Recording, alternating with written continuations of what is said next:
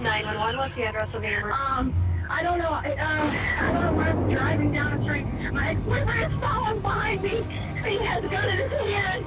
I felt like if I would give him some attention, maybe he wouldn't do this to me. If I could be his friend, maybe he wouldn't kill me. I hear a continuous gunshot. The witnesses described the devil, someone who was not going to stop no matter what. Like he was focused and he was determined to end Rose's life. Oh my God, he's gonna kill me! Oh my God, please! Oh my God! Ma'am, where are you at?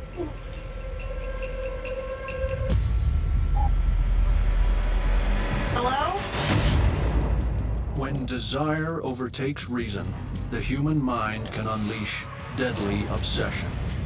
These are true stories told by the victims.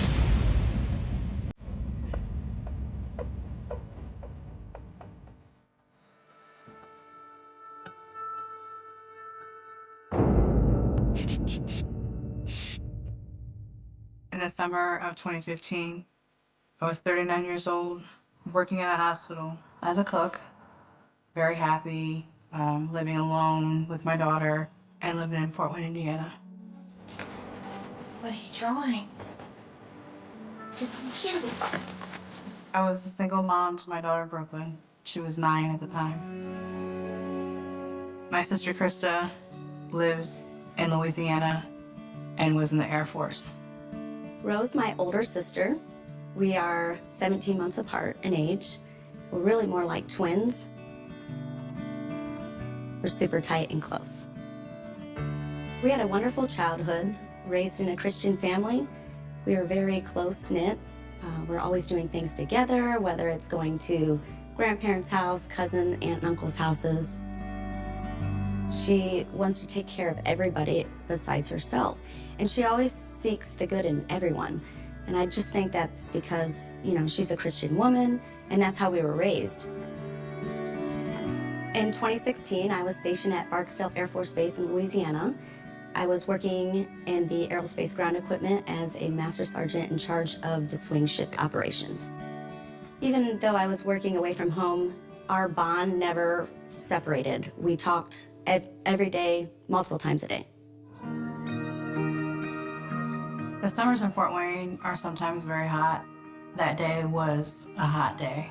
And I got a friend request from some guy named Willie.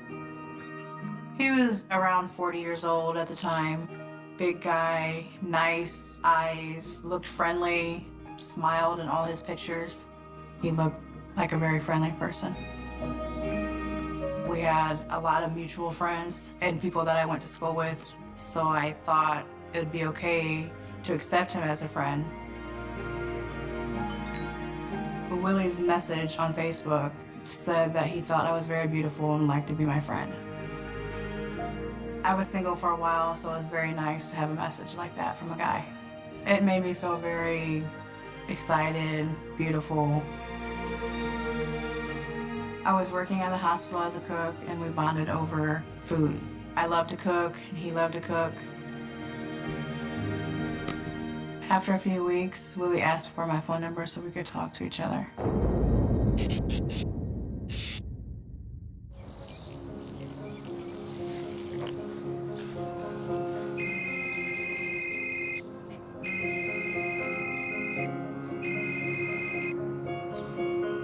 Hey, is that Willie? Yeah. It's been killing me not knowing what you sound like, Ro. First impression of Willie was very friendly and very exciting to talk to someone new. It felt like being a teenager again. He wanted to open up his own restaurant.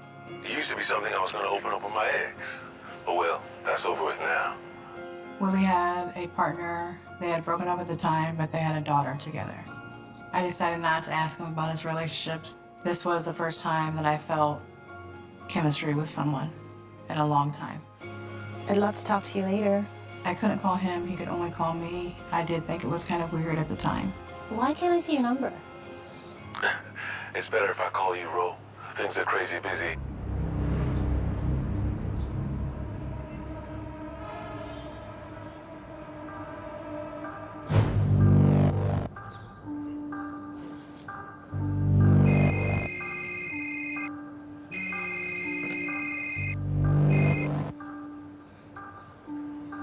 Hey, Ro. I don't get it. Why can't I call you? I'm incarcerated. On our second phone call, Willie revealed that he was in prison. Willie told me that he acquired a phone while he was in there, so that is how he messaged me and called me. Okay. Willie told me he was in there for drugs. He was caught dealing. Okay. And he told me he would be coming home in the next year. I'm a very free spirit, not judgmental person. I didn't stop talking to Willie just because he was in prison. Everybody deserves a second chance.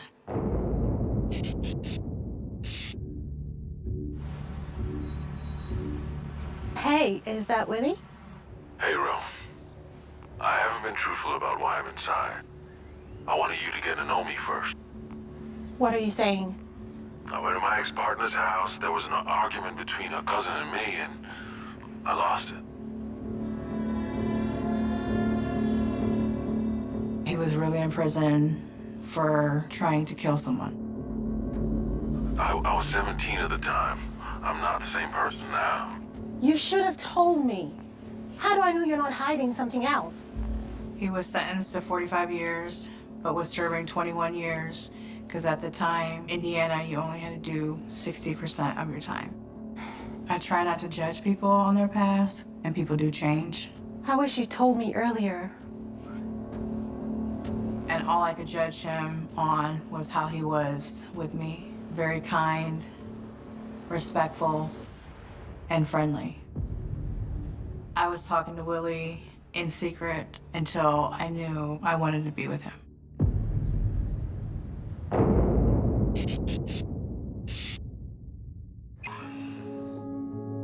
Being a single mother, it is hard sometimes, and he was offering me help raising her the right way.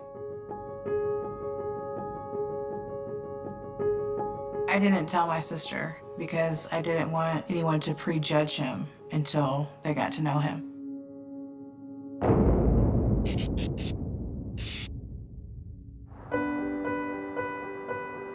It was 8 months after the friend request that Willie was released from prison. I felt very excited and happy to meet him in person for the first time. He looked better in real life than in the pictures. He seemed very happy, very relaxed. He just would not stop smiling and talking and hugging me. He was released to a halfway house. I felt like what he did didn't matter to me. I was in too deep. I knew his dad was a pastor, and it made me at ease.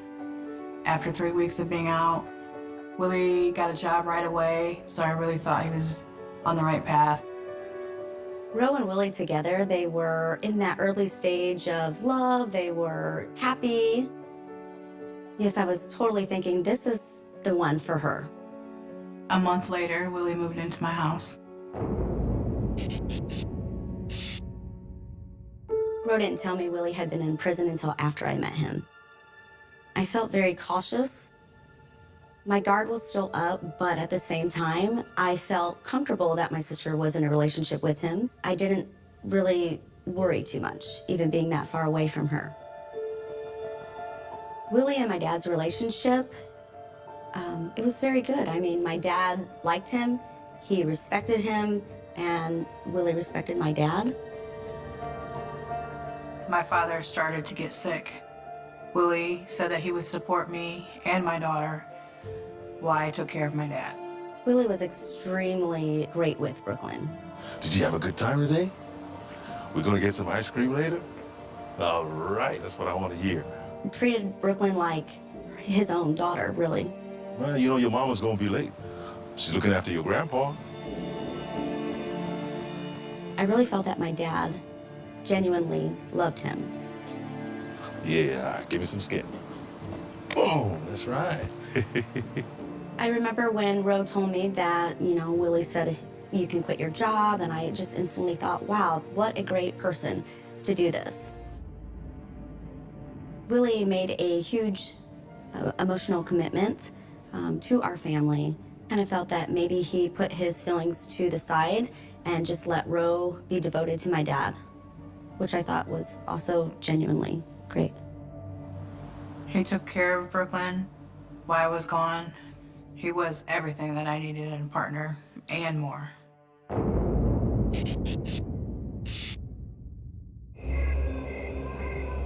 I started to hear some rumors about him. Friends would come and tell me things that they heard about Willie. They said what Willie has done was a bit more serious than what he told me. Okay, give me my spare. Why can't you just be open with me?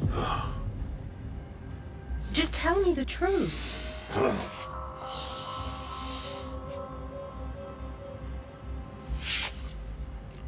Okay. I'll tell you.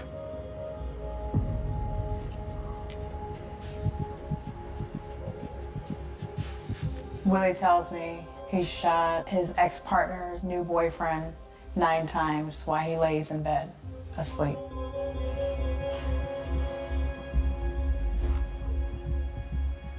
I was in the room with someone that had the intent to kill someone.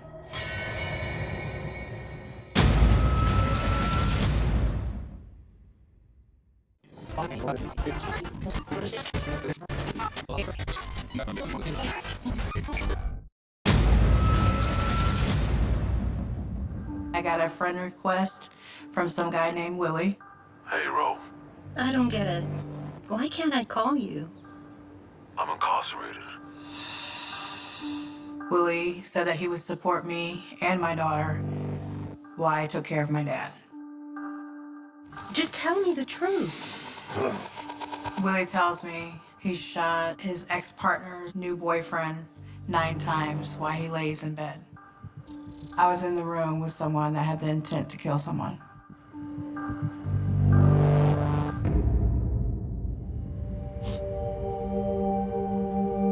It made me sick to my stomach to realize that Willie was telling me a lie this whole time.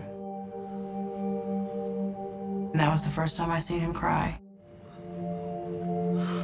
I don't want to lose you. I think that he lied to me because he wanted us to stay together and didn't want to lose his family. I'm sorry. I was his family now. I don't want to lose you.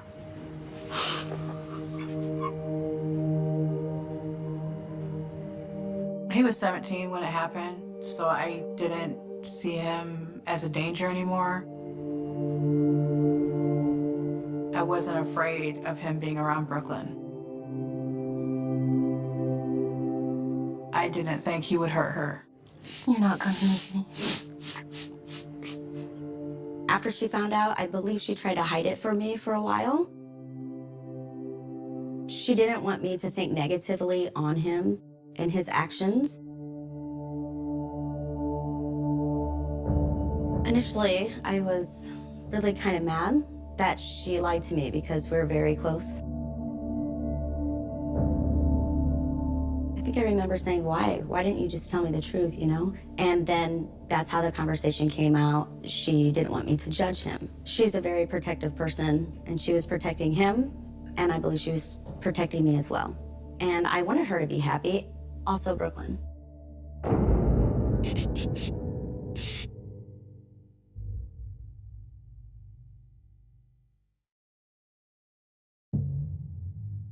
My dad passed away April 7th, 2016. After my dad passed away, things changed. A week after my dad's funeral, I was sitting in my bedroom crying, and Willie came in there. I was in mourning for my dad. Pull yourself together. He's gone. He's not coming back. Why are you being like this? I was seeing a different side to him. Deal with it. I think that he felt like he was the man in my life now that my dad was gone, and that he could control anything and everything that I did. Don't you dare speak to me like that. Once our dad passed, I felt like Willie was really taking control of her and her actions. All she needed was just some space. She really needed time to grieve and just kind of decompress from what just happened. I mean, our dad was one of the most important people in our lives. Willie was trying to take control of every situation and every aspect of Rose's life at the time. And I decided at that time, it's time for me to end it. I couldn't go on with him being this aggressive towards me. Rose called me and said, hey, I'm done with Willie. You know, it's over. I don't want anything to do with him. He won't leave me alone.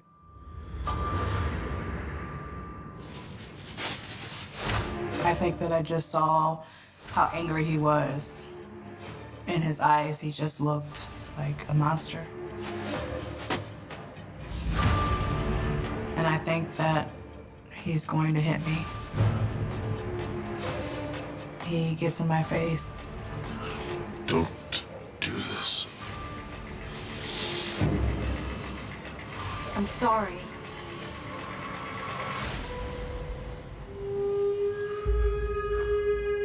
I'm done at this point. I couldn't do any more. I think Rose was trying to be a protective mother. You know, she didn't want Brooklyn to hear all these things like, oh, you can't grieve over, you know, your dad. Once Willie and Rose broke up, I really thought that was the last time I was ever going to hear about him or ever see him, but little did I know things were going to get much worse.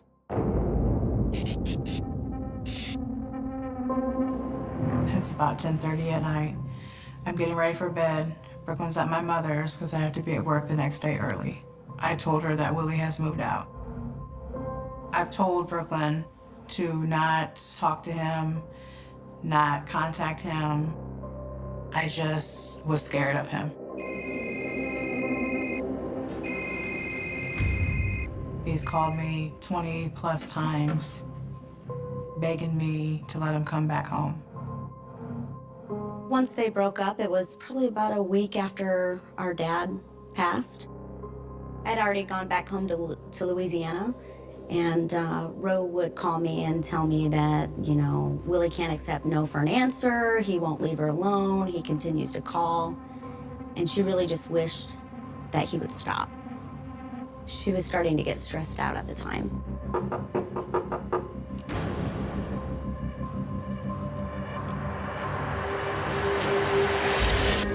I opened the door and Willie's standing there, very angry looking.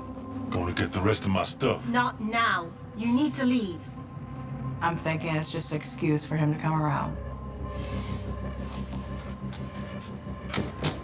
I ain't going nowhere. And call the police because I'm very scared at that time that he's gonna do something to hurt me. While the police were there, they let him get his things. I'm gonna kill you. Did you hear him say that? There's no need to talk to her, sir. At that point, I did think I was a little safe because they heard me tell them what he said. I asked the police officer about a protective order, and they tell me that I need to go downtown and where I need to file it at. I didn't think it was the end of it. Over 3 weeks, I seen him constantly. He was driving around my home. The neighbors had him on their camera at least 20 times a day, circling my home. He would stand outside my bathroom window and yell my name.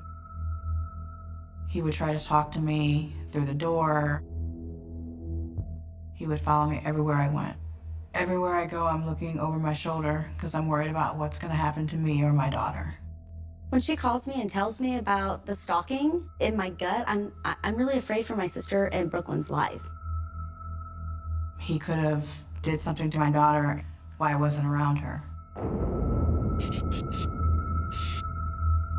That day, I wake up at 4 o'clock in the morning for work. I look out the bathroom window and see Willie parked with his hazards on the street. I get ready for work. I leave, and he follows me.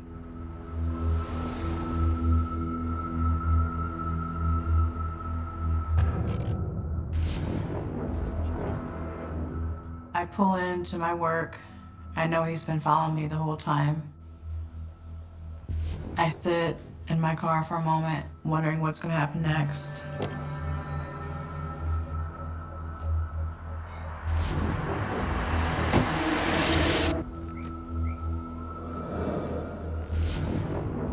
As soon as I got out of the car, he's right up in my face. He pulls his head back. I think he's gonna headbutt me.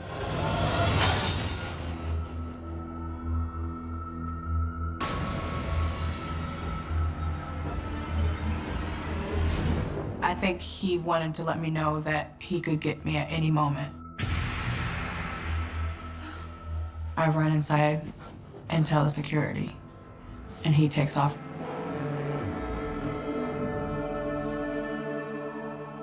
When he spit in her face, I just knew in my heart that things were gonna get much worse. For a few days, Willie went quiet, and I felt like maybe he got the idea to leave me alone.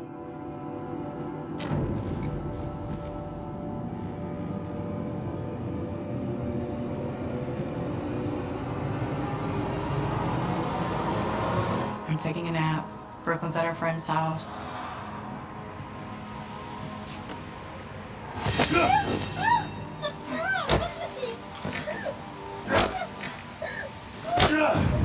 I was glad Brooklyn wasn't there that day. At that moment, I was scared for my life. I wasn't sure if he would hurt me or possibly kill me.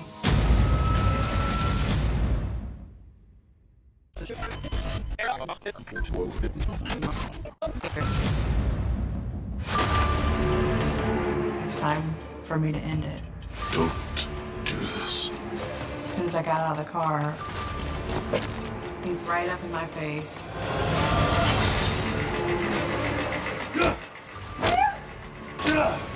At that moment, I was scared for my life. 911, what's your name, please? Rosie, New York. Okay, tell me what happened, Rosie. My ex-boyfriend just came over here and kept on punching me in my face. What's his name? Willie Amos. Willie Amos? Yeah. Okay. All right, we've got help coming that way, okay? I think Willie had a key made to the bottom lock, and that's how I thought he got in. I have a restraining order against him. I find out that the restraining order is not filed against him yet. It's been approved and in the system, but they haven't found him to serve him with the restraining order. The police officer take pictures of my face and my chest. For the next 2 to 4 days, I stayed the night at a friend's house, and Brooklyn stayed at my mom's house, just to be on the safe side. She couldn't go outside by herself. She couldn't hang out at the parks or with her friends without me or my mom.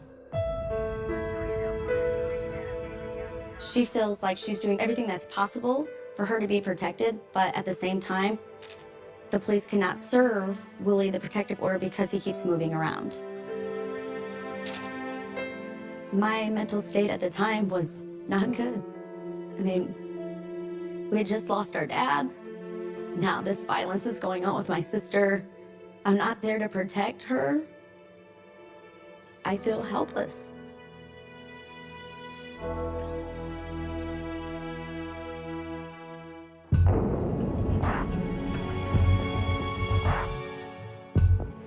After he came to my house, I changed all the locks. My daughter had a sleepover with 2 of her friends. They were asleep in the living room. I was in my bedroom. I did not hear anyone come in the home.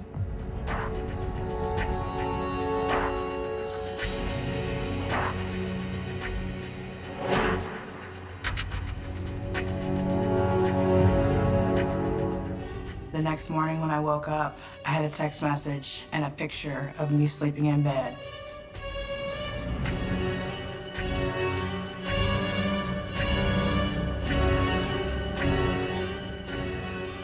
was very scary knowing that he could come into my room or home at any time. I felt like he meant he was going to kill me in my sleep if the kids weren't there.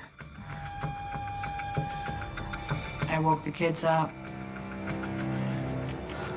Baby, baby, baby, wake up. We have to go. I think maybe deep down she might have felt some guilt, like how could I let this ex-felon and person who already shot somebody 9 times into my life, and maybe she did feel some guilt towards that. Honey, sorry you have to wake up.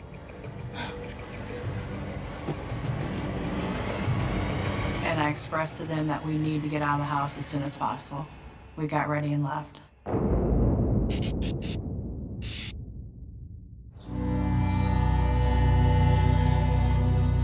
It was a month since Willie came to my house and took a picture of me sleeping.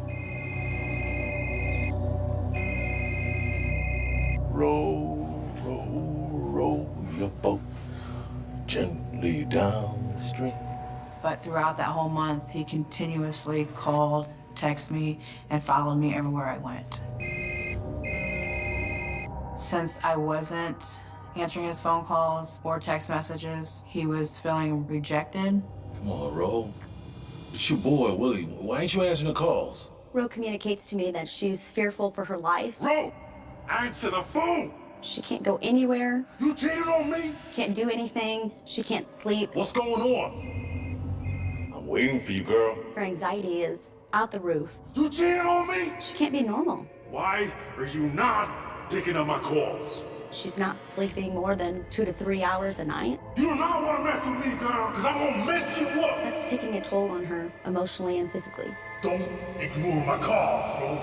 Don't ignore my calls. Call me back right now. My faith in the system was it was positive. You know, you can't blame the police department for not knowing his whereabouts. I felt like they were really trying to help Rosita, you know, get this protective order served. They didn't want to see her get hurt.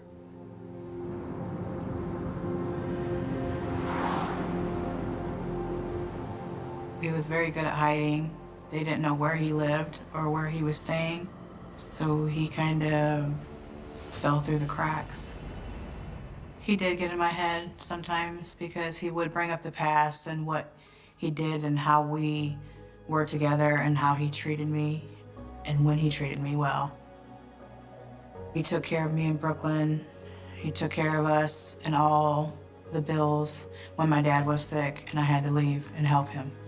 I wasn't in love with him. I had love for him, for the things that he did for me and my daughter. I did feel helpless. I could be nice to him and he would still be mean to me, and we just went back and forth.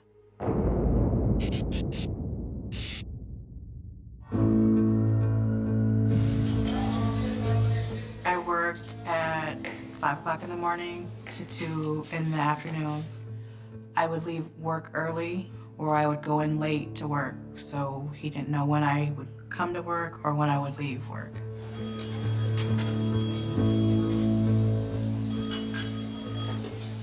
Hi, Rosita, it's for you.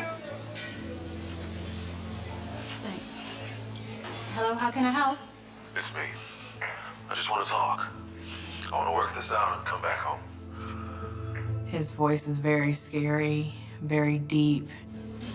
You know my answer. I've given you every chance. Today, I'm going to kill you, then me.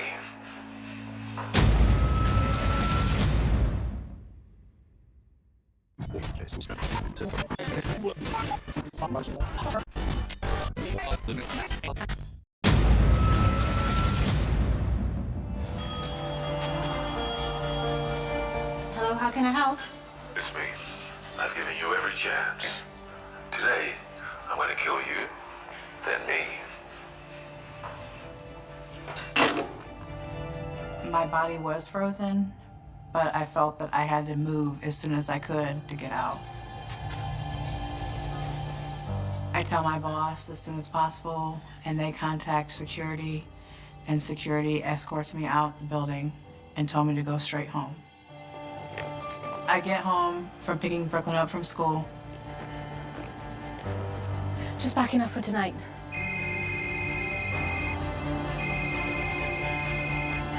Hello?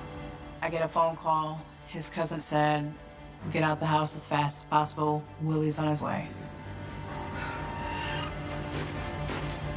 Look at the nightstand where my gun normally is, and it's gone.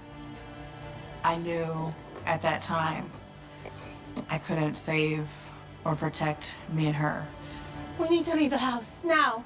Now I'm very scared and know that he could actually kill me with my own gun.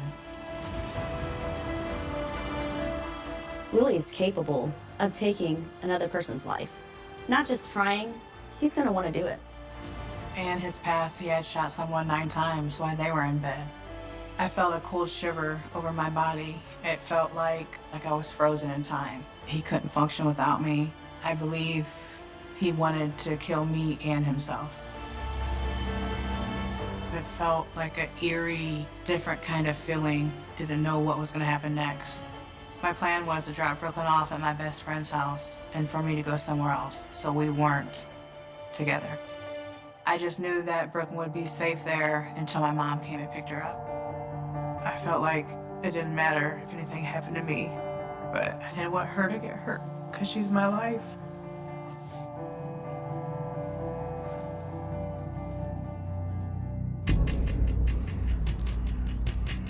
The next day, on the 24th, I picked Brooklyn up from school, and then we went to my house to get her clothes. I had a weird feeling that came over me, felt heavy, I couldn't breathe, like something was wrong. Stay in the car, honey.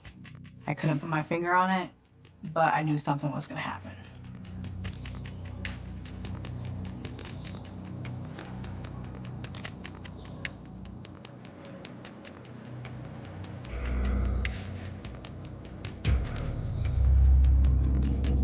I called the police to have them meet me there so they could search the house before I went in.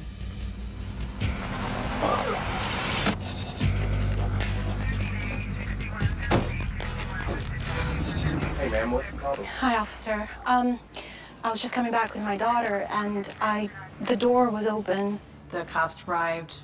He searched the whole house, made sure that it was safe for us to go in. He stayed with us until we got our belongings and we left. I'm afraid that you could be my ex-boyfriend. Okay. I told the police that I put a protective order against Willie, but it has not been served. My thoughts on the protective order was it was just really a piece of paper. I didn't feel like it was actually going to protect her, and I felt that if Willie was gonna do it, he's gonna do it. He doesn't care about a piece of paper. He has a restraining order, but the police can't find him to serve it to him. Someone needs to get through to him. I go to my mother's to drop Brooklyn off for the evening. While sitting in front of her house, on my phone, I get a phone call from Willie's dad asking me if I've seen him today. And I said, no, it's kind of weird. He hasn't called my phone all day. Well, speak of the devil. I tell Willie's dad, he just pulled up. Willie's dad said, baby, just drive, just drive. 911, what's the address of the neighbor? I don't know. I don't know where I'm driving down the street. My ex-boyfriend is following behind me.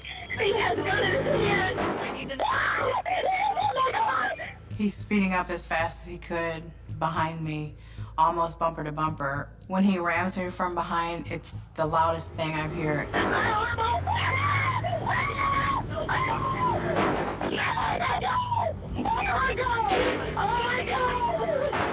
I continue to drive, and he continues to hit me from behind. I'm on Lexington.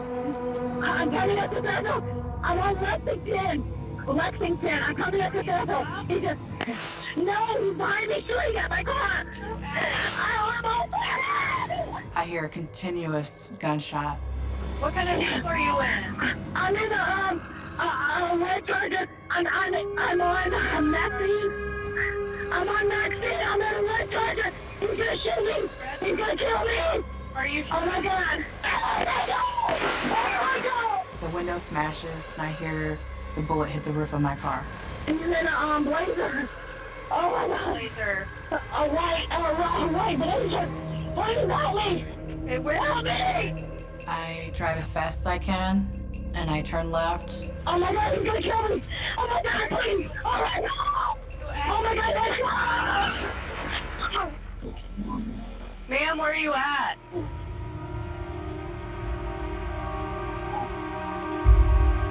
Hello? I hit a really big tree. After Willie hits my car and I hit the tree, his car spins off and hits a fence at a church across the street.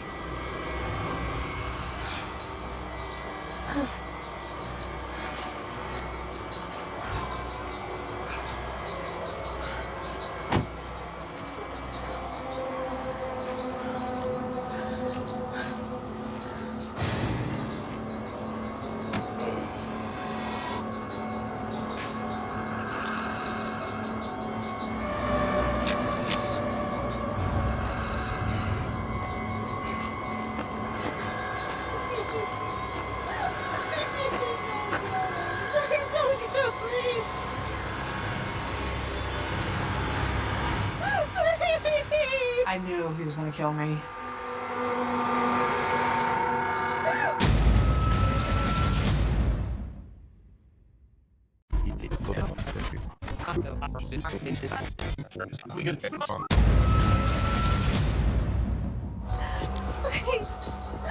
Please, don't kill me, please. My leg collapsed. I didn't know I was shot. I didn't feel it. 911, what's your Oh my God, please. Somebody's been shot. She's outside of the car. I can't go out there and have my son. Oh my God. She's in front of the house. The car is crashed in front of the house. She shot it. Hurry, please.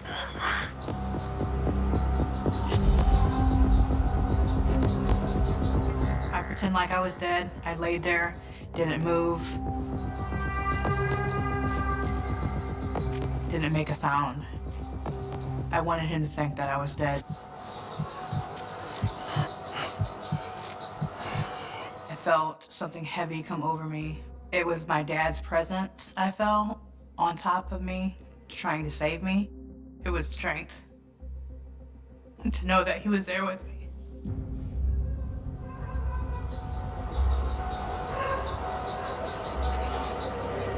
Willie put the gun to my back and shot me.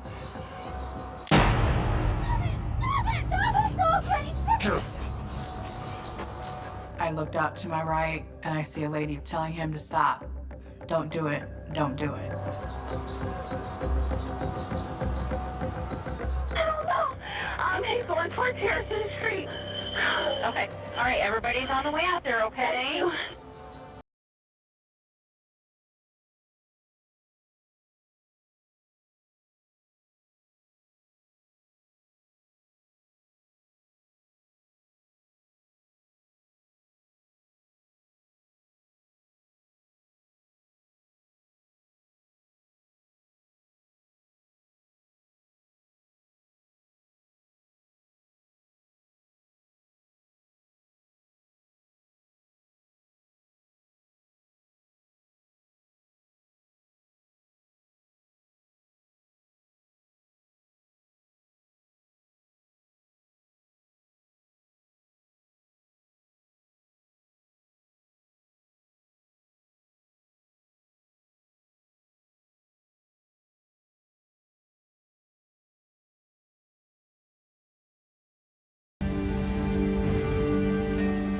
I had such a supportive family and friends. They never left my side. I love you. Trying to eat a little bit of something. Not too much, but I did drink my chocolate shake. Holla back. And my cottage cheese. Love you.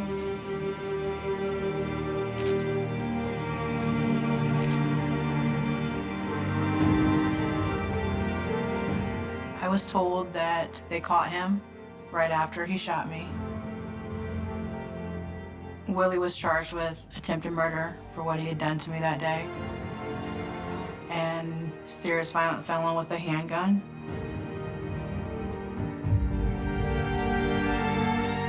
Throughout this whole experience, it made me realize that life is so fragile, and to never take anything or a person who you love for granted, and always tell them that you love them. I'm in a constant state of fear. I'm always looking behind my back. My back needs to be against the wall at all times.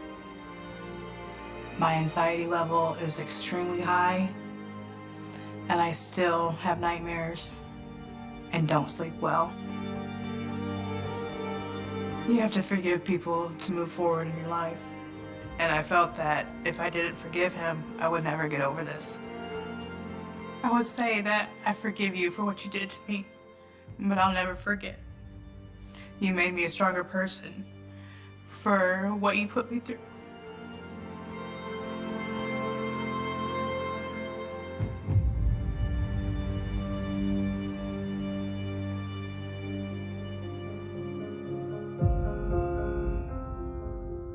Willie killed the old me. The old me is not here. And yeah, Willie could never touch me again. I've become a lot stronger from this, so I've learned a lot. I'm still learning things from my experience. I want someone else to learn that it's okay to leave someone that has... Cold case shock. Killer unmasked 44 years later by a single DNA breakthrough. The scream never came. That was the first thing investigators noticed. No neighbor reported hearing a desperate cry. No one heard a struggle. No shattered window. No frantic call for help. Just silence. The kind of silence that settles over a neighborhood in the middle of the night and hides something terrible behind closed doors. By sunrise, that silence had become a nightmare. A young woman lay dead inside her own home. The front door was locked. The curtains remained drawn. The coffee cup she had used the previous evening still sat on the kitchen counter. At first glance, everything appeared normal. Then police stepped into the bedroom, and everything changed. The victim was 21 years old, bright, ambitious, popular, the kind of person people describe with the same words over and over again: kind, responsible, careful. She wasn't involved in dangerous circles. She wasn't known to have enemies. She wasn't living a reckless life, which made the crime scene even more disturbing, because whoever entered that house had come with purpose. Whoever committed the murder knew exactly what they were doing. The attack had been swift, controlled, personal. Investigators immediately realized they weren't dealing with a burglary gone wrong. Nothing valuable had been taken. No jewelry missing. No cash stolen. No signs of panic. This wasn't about money. This was about the victim. And somewhere beyond police tape, a killer was walking free. News of the murder exploded across the city. Television crews arrived within hours. Reporters crowded the sidewalks. Neighbors gathered in small groups, whispering theories that became darker with every retelling. People locked their doors earlier. Parents warned their children not to go out alone. For weeks, fear hung over the community like a storm cloud that refused to move. Detectives launched one of the largest investigations the region had ever seen. Friends were questioned. Family members were questioned. Co-workers, former classmates, ex-boyfriends, strangers who happened to be nearby that evening. Every possible lead was pursued. Every rumor was checked. Every name was written down. Thousands of pages of notes began filling boxes. But the deeper investigators looked, the stranger the case became. Nothing fit. The victim had no known stalker, no obvious enemy, no threatening letters, no history that suggested she was in danger. And yet someone had entered her world and ended her life. The question was simple. Why? The answer remained hidden. Days turned into weeks. Weeks became months. Months became years. The case grew colder, but it never disappeared. Because hidden inside the evidence collected from the crime scene was something investigators believed might one day identify the killer. A tiny trace, almost invisible, a biological signature left behind by the person responsible. Today, such evidence might solve a crime within days. Back then, it was little more than a mystery trapped inside a laboratory report. The technology simply didn't exist. Scientists could see the evidence. They just couldn't unlock its secrets. So detectives preserved it, carefully, meticulously, almost obsessively, because somewhere deep inside those samples was the name of a murderer. They just didn't know it yet. Years passed. The city changed. Buildings were demolished. Businesses closed. Children who'd been frightened by the murder grew into adults. New detectives inherited old files. Fresh eyes reviewed aging evidence. The photographs yellowed. Witness memories faded. Some people moved away. Others died. But the case remained, waiting, locked inside filing cabinets, stacked inside evidence rooms, frozen in time. Every few years, investigators would reopen the file. A new detective would study the reports. A new theory would emerge. Maybe the killer knew the victim personally. Maybe it was a stranger. Maybe someone had escaped attention during the original investigation. Perhaps a witness had lied. Perhaps someone remembered something incorrectly. Each possibility offered hope. Each possibility eventually collapsed. The killer remained invisible. Then another decade passed. And another. The murder transformed into something larger than a criminal investigation. It became a ghost story, the kind whispered about by people who had never even met the victim. The unsolved case became part of local history, a wound that never healed, a question without an answer. Who did it, and how had they gotten away with it? The family never stopped asking those questions. Birthdays came and went. Holidays arrived and disappeared. Photographs remained on shelves. Memories remained alive. But justice never arrived. Imagine carrying that weight for years. Imagine waking up every morning knowing the person responsible might still be out there, living normally, working, laughing, growing older, while your loved one remained forever frozen in a single terrible moment. For the family, the pain never truly ended. It simply learned how to survive.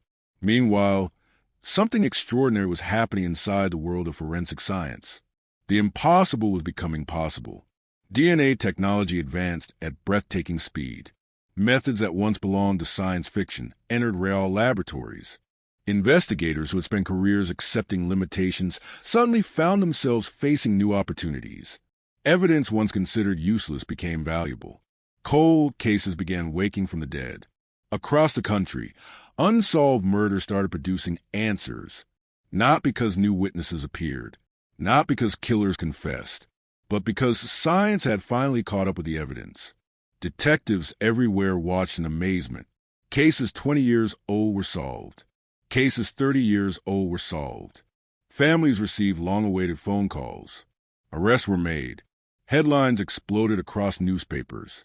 And buried deep inside one police department sat a forgotten box connected to a murder that had haunted investigators for decades. Inside that box was evidence collected 44 years earlier. Evidence nobody had been able to fully understand. Evidence waiting for its moment. Then that moment finally arrived. A cold case investigator reopened the file. At first, it seemed routine. Another review. Another attempt. Another long shot. But this detective noticed something important. The preserved biological evidence was still intact. Not perfect, not abundant, but usable. That realization changed everything. The evidence was sent for advanced analysis. Scientists began extracting genetic information. Fragments became profiles. Profiles became possibilities. For the first time in 44 years, investigators felt genuine optimism. Not hope built on theories. Not hope built on rumors. Hope built on science. Weeks turned into months. The laboratory work continued. Every step required patience. Every result required verification. The process moved slowly, but it moved forward. Then came a breakthrough. A stunning one. The DNA profile, didn't directly identify the killer. Instead, it pointed towards something unexpected. A family, not a specific person. A family tree. Suddenly, investigators weren't searching through suspects anymore. They were searching through generations. Brothers, cousins, parents, children, relatives connected by shared genetic markers. The investigation entered entirely new territory. Experts began building genealogical maps. Names appeared. Connections formed. Lines stretched across decades. A complex web of relationships emerged from a few microscopic traces left behind at a crime scene nearly half a century earlier. And somewhere within that web stood the killer. Investigators worked quietly, carefully. The public knew nothing. The family knew very little. Behind closed doors, detectives followed one lead after another. One branch of the family tree led nowhere. Another eliminated itself. Another produced promising results. Slowly, the circle narrowed. Then something happened that made experienced investigators stop and stare. One name refused to disappear. Again and again, the evidence pointed back to the same individual. A man who had never been arrested for murder. A man who had never become a major suspect. A man who had spent decades living his life while the case remained unsolved. The possibility was almost unbelievable. Could it really be him? Could the answer have existed all along, hidden beyond the reach of technology? Detectives needed proof. Not theories. Not probabilities. Proof. So they watched. They waited. They collected additional evidence. Quietly. Legally. Patiently. The man had no idea. For decades, he had escaped detection. For decades, the investigation had seemed powerless. Now the walls were closing in, and he didn't even know it. The final confirmation arrived in a laboratory report, a single document, a collection of numbers and scientific conclusions. Nothing dramatic, nothing cinematic, just data. Cold, precise, unemotional. Yet those pages carried enough weight to shake an entire community. Because the DNA matched. The evidence collected 44 years earlier had finally found its owner. The killer had a name. The ghost haunting the case suddenly became real. Detectives stared at evidence that connected past and present with terrifying clarity. A murder from another era. A killer from another era. And a breakthrough powerful enough to bridge 44 years of silence. For investigators, it was a moment they had imagined countless times. For the victim's family, it was almost impossible to process. For the community, it was shocking. But for one man, it marked the beginning of a nightmare he never expected would arrive. Because after 44 years, the dead had finally found a way to speak. And their message was devastating. The report was only a few pages long. No dramatic language. No emotional statements. No headlines. Just scientific conclusions drawn from genetic markers hidden inside evidence that had survived for 44 years. Yet those pages carried the force of an earthquake, because after decades of uncertainty, investigators were no longer asking who might have committed the crime. Now they were asking how to prove what they already suspected. The name sitting at the center of the investigation belonged to a man who looked painfully ordinary. No one watching him walk down a grocery store aisle would have guessed that detectives were quietly studying every chapter of his life. No one sitting beside him in a restaurant would have imagined that a murder file from another century had suddenly become attached to his name. That was perhaps the most disturbing part. Monsters rarely look like monsters. They look like neighbors, co-workers, retirees, people standing in line at the bank, people who wave hello, people who blend in. And according to the evidence, this man had blended in for more than 4 decades. Investigators began reconstructing his past with microscopic precision. Every address, every job, every relationship, every traffic stop, every arrest, every complaint, every forgotten detail buried inside public records. What emerged was a portrait both fascinating and unsettling. During the years immediately following the murder, he had remained in the area. He worked, paid bills, maintained friendships, built a life. From the outside, there appeared to be nothing remarkable about him. But detectives weren't interested in appearances. They were interested in timelines, and the timeline started producing uncomfortable coincidences. The suspect had lived close enough to the victim to know the neighborhood, close enough to understand routines, close enough to move without attracting attention. Then investigators discovered another detail, one that sent a chill through the task force. Years before the murder, the suspect had reportedly exhibited troubling behavior that never resulted in criminal charges. Incidents dismissed as misunderstandings, complaints that went nowhere, stories people remembered but never formally reported. Nothing strong enough to trigger an arrest. Nothing strong enough to place him on law enforcement radar. But when viewed through the lens of a homicide investigation, those forgotten stories suddenly looked different. Much different. Detectives interviewed former acquaintances, old coworkers, people who hadn't spoken to investigators in decades. Some barely remembered him. Others remembered too much. One witness described him as quiet. Another described him as intense. Another recalled moments of anger that seemed disproportionate to ordinary situations. Each statement by itself meant little. Together, they formed a picture investigators couldn't ignore. Meanwhile, the surveillance operation continued. Every move was documented. Every opportunity carefully evaluated. The objective wasn't simply to arrest him. The objective was to eliminate every possible doubt. Because after 44 years, mistakes were unacceptable. The family had waited too long. The victim had waited too long. The case deserved certainty. Then detectives obtained something they desperately needed, a fresh DNA sample. The collection itself was unremarkable. No dramatic chase. No confrontation. No flashing lights. Just patient police work. The kind of work that rarely appears in movies. The sample went to the laboratory. Scientists conducted comparisons. Protocols were followed. Results were reviewed, then reviewed again. And again. No shortcuts. No assumptions. Only evidence. The outcome never changed. The DNA profile aligned. The genetic trail that began at the murder scene decades earlier ended with the same man. Investigators now possessed something extraordinarily powerful. Science. Not theory.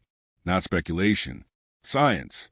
For the detectives who had inherited the case, the moment felt surreal. Many of them hadn't even been born when the murder occurred. Some had grown up hearing about the unsolved mystery. Now, they were holding the answer. The very answer that generations of investigators had failed to uncover. The task force assembled for a final briefing. The room was quiet. Evidence photographs covered tables. Case files sat stacked against walls. Names from the past seemed almost alive again. Witnesses, suspects, detectives who had long since retired, some who had already passed away. It felt as if 44 years of history had suddenly converged inside a single room, and in the center of it all stood one conclusion. The killer had been identified. The arrest plan moved forward. But outside that room, nobody knew what was coming. Not the media, not the community, not even many members of law enforcement. Secrecy was essential, because once the operation began, there would be no turning back. For the victim's surviving relatives, the phone call arrived without warning. Imagine that moment. Imagine living nearly half a century without answers. Imagine learning to survive with uncertainty. Imagine convincing yourself that justice may never come. Then imagine your phone ringing, a detective on the other end, a calm voice, a request to meet. Nothing more, just enough information to make your heart race. Family members later described feeling both hope and terror. Hope that answers had finally arrived. Terror that those answers might reopen wounds they had spent decades trying to manage. When investigators revealed the breakthrough, emotions flooded the room. Some cried. Some sat speechless. Some struggled to believe what they were hearing. 44 years. That number carried enormous weight. Entire lifetimes had unfolded during that span. Children had become grandparents. Careers had begun and ended. The world itself had transformed, yet the murder had remained frozen in place. Until now. Meanwhile, the suspect continued living his routine, running errands, watching television, moving through ordinary days. The contrast was staggering. while investigators prepared to expose one of the longest hidden secrets in the region's criminal history. The man at the center of the storm appeared unaware, at least for the moment. Then came the morning that would change everything. Law enforcement teams assembled before sunrise. Vehicles gathered quietly. Briefings were conducted. Equipment checked. Assignments reviewed. No one underestimated the significance of what was about to happen. This wasn't simply an arrest. This was a final chapter of a pursuit that had lasted 44 years. The suspect's home sat peacefully in the early light. Nothing about it suggested history was about to collide with the present. Neighbors moved through normal routines. Cars passed. Dogs barked. The world continued as usual. Then investigators approached. Every step carried decades of anticipation. Every second seemed stretched by the weight of expectation. The confrontation itself lasted only moments, far shorter than the investigation that led to it. The suspect was taken into custody. Just like that. No dramatic escape. No high-speed pursuit. No last-minute disappearance. The man who had evaded identification for more than 4 decades was suddenly standing face-to-face with the consequences of the past. News traveled fast, then faster. Within hours, headlines erupted across television broadcasts, radio stations, newspapers, and websites. The public struggled to absorb what had happened. A murder committed nearly half a century earlier had been solved. Not by luck, not by confession, by DNA, by science, by evidence patiently preserved through generations of investigators. The reaction was explosive. People who barely remembered the original crime became fascinated by the breakthrough. Those who remembered it vividly experienced something entirely different. Shock, disbelief, relief. Many had assumed the case would remain unsolved forever. Now the impossible had happened. The cold case had come back to life. Reporters rushed to uncover every detail. Journalists examined archives. Old photographs resurfaced. Yellowed newspaper clippings appeared on television screens. The victim's face returned to public consciousness. A new generation discovered a story they had never heard before.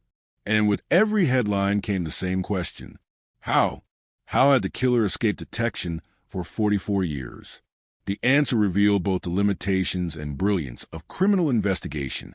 Back when the murder occurred, detectives had done many things right. They preserved evidence, protected samples, documented details. The problem wasn't incompetence. The problem was time. Technology had not yet reached the point where those clues could be fully understood. The evidence existed.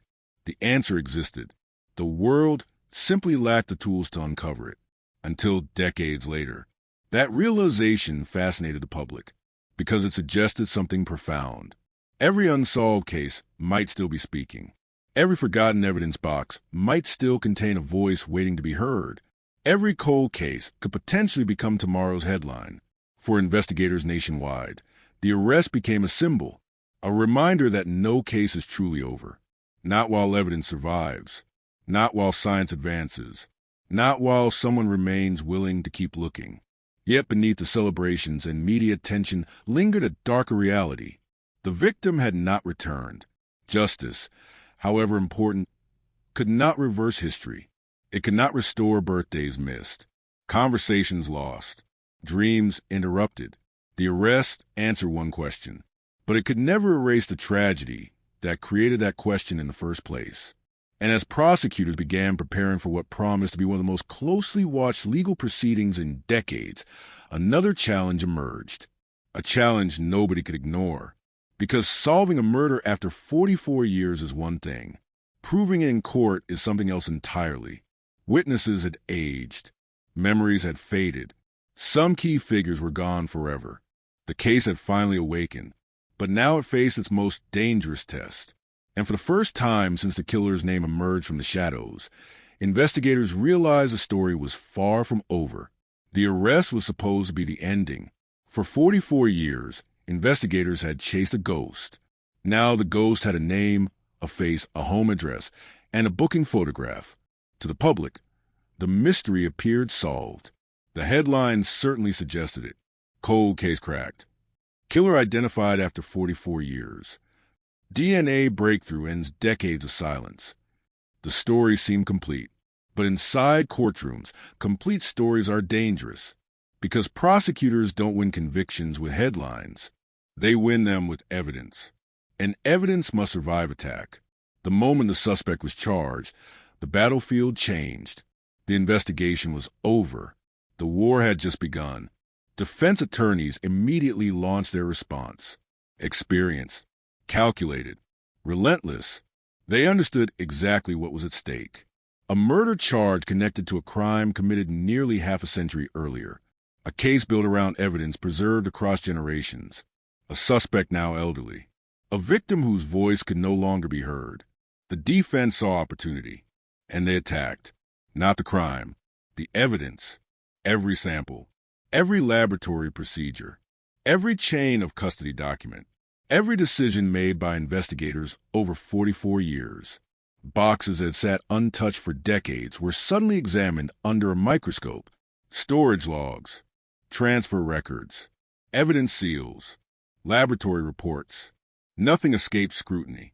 The defense asked questions prosecutors knew were coming. Could contamination have occurred? Could evidence have been mishandled? Could DNA technology produce errors? Could investigators have become so determined to solve the case that they overlooked alternative explanations? The questions echoed through hearings. And for the victim's family, each one felt like reopening an old wound, because after finally receiving answers, they now faced the possibility of watching those answers challenged in public. Meanwhile, prosecutors assembled a timeline stretching across nearly half a century. It wasn't easy. Time destroys details. Witnesses disappear. Memories fracture. Documents vanish. The challenge facing prosecutors was unlike most homicide cases. They weren't simply reconstructing a crime. They were reconstructing history, piece by piece, year by year. The original detectives had long since retired. Some were elderly. Others had passed away. Several key investigators could no longer testify. Their observations survived only through reports, notes, recorded statements, photographs. The past had become evidence, and prosecutors needed jurors to understand it. As preparations intensified, another story began emerging from the shadows, a story investigators had never fully uncovered during the original investigation, because once detectives focused on a suspect's life, strange patterns started appearing, patterns that had remained hidden for decades. One former acquaintance remembered an argument, violent, unexpected. Another recalled an incident involving obsessive behavior. A third described moments of rage that seemed completely disconnected from reality. Individually, these stories sounded insignificant. Collectively, they painted a disturbing picture, not proof of murder, but warning signs, signals that perhaps something dangerous had existed beneath the surface all along. The public became fascinated. Television specials aired nightly. Podcasts released emergency episodes. Journalists dug through archives searching for forgotten details. Every discovery fueled fresh speculation. People wanted to understand the man accused of carrying such a secret for so long. Who was he? What kind of person could allegedly commit a murder and remain silent for 44 years? Neighbors offered conflicting descriptions. Some described him as polite, friendly, helpful. Others spoke about moments that now seemed unsettling, awkward encounters, sudden anger, strange behavior dismissed at the time as eccentricity. The contrast only deepened the mystery, because evil rarely announces itself. Often it hides behind ordinary routines. And according to prosecutors, that is exactly what happened. Then came another revelation, one that stunned even veteran investigators. During a renewed review of archive records, detectives discovered information that had received little attention during the original investigation. A possible connection. Not direct, not obvious, but real. The suspect and victim may have crossed paths before the murder, years earlier. Not friends, not close acquaintances, just a brief overlap within the same social orbit. The discovery electrified the prosecution team. For decades, investigators had struggled to explain how the killer selected the victim. Now they possessed a possible answer. Perhaps this wasn't a random attack. Perhaps the victim had been noticed, observed, remembered. The theory was impossible to prove completely, yet it offered something powerful: context. And context can be persuasive, particularly when paired with DNA evidence. As court dates approached, prosecutors continued uncovering fragments of the past: old photographs, forgotten witness statements, maps of neighborhoods that no longer existed, street layouts changed by decades of development. Every fragment added texture to the narrative. Every fragment helped jurors travel backward through time, because that was ultimately the challenge. The crime occurred in a world that no longer existed. No smartphones, no security cameras on every corner, no digital footprints, no social media records, only people, memories, and physical evidence. Evidence that somehow survived the passage of nearly half a century. The suspect remained largely silent. Publicly, little was revealed, but every courtroom appearance generated enormous attention. Reporters packed hallways. Camera cruz crowded entrance. The accused man moved through security checkpoints surrounded by deputies and headlines. His face appeared everywhere: television screens, newspaper covers, online articles. Yet the murder itself remained frozen in the past, a crime scene trapped in time, waiting to be explained. Then prosecutors made a decision, a strategic one. Instead of focusing solely on the DNA match, they would tell the entire story: the victim's story, the investigation story, the evidence's journey through 44 years. Because they understood something important. Jurors needed more than science. They needed understanding. They needed to see how every clue connected, how every decision led to the next, how decades of persistence produced a breakthrough that once seemed impossible. The courtroom became a theater of history. Witnesses described the original crime scene. Crime scene photographs returned to public view. Investigators recounted frustrations spanning entire careers. For some observers, the testimony felt almost surreal. People were discussing events that occurred before many jurors had even been born. Yet the emotions remained fresh. The pain remained real. The questions remained haunting. And still, the defense pushed back. Aggressively, they reminded everyone that DNA identifies presence, not necessarily guilt. They argued that certainty requires more than a genetic connection. They questioned assumptions. They challenged interpretations. They attacked conclusions. Every point became a battle. Every detail became contested territory. Then came one of the most dramatic moments of the proceedings. An expert witness took the stand, a specialist in forensic genealogy, the same emerging science that had reignited countless cold cases. For hours, jurors listened as family trees unfolded across screens. Generations appeared, branches expanded, connections emerged. The testimony revealed how investigators transformed microscopic traces of DNA into a pathway leading directly toward the suspect. To many in the courtroom, the process seemed almost magical, not because it was mysterious, because it was astonishing. Science had reached backward through 44 years and pulled a hidden name into the light. Yet even as prosecutors gained momentum, a troubling reality lingered over everything. The suspect was aging. Time had touched everyone involved. The victim never reached old age. The accused had. Witnesses had. Investigators had. Families had. The passage of time hung over every hearing like a shadow, and it raised uncomfortable questions. What does justice look like after 44 years? Can punishment ever truly balance such a loss? Can answers heal wounds carried for generations? No one seemed certain. The family wanted accountability. The community wanted closure. The legal system wanted proof. Each goal overlapped, but they were not identical. Outside the courthouse, public interest reached extraordinary levels. People who followed true crime stories across the country watched every development. Cold case investigators paid close attention. Forensic scientists followed the proceedings with fascination, because this case represented something larger than one murder. It represented a revolution, a demonstration that evidence never truly stops speaking. Even when decades pass, even when suspects believe they are safe, Even when the world forgets, the evidence remains, waiting. Then another unexpected development surfaced. A retired investigator came forward. He had worked portions of the original case decades earlier. Time had aged him, but not his memory. During interviews, he revealed something deeply unsettling. There had always been a feeling among some detectives that the killer was closer than anyone realized, not because of evidence, because of instinct. Certain details at the crime scene suggested familiarity, comfort, knowledge. The offender seemed unusually confident, almost as if he understood exactly what risks existed and how to avoid them. At the time, investigators couldn't prove anything. Now, looking back to the lens of DNA, those observations felt eerily prophetic. The killer may have been hiding in plain sight all along. The revelation spread quickly, and with it came a growing sense of disbelief. How many times had investigators unknowingly crossed paths with him? How many opportunities had existed before technology caught up?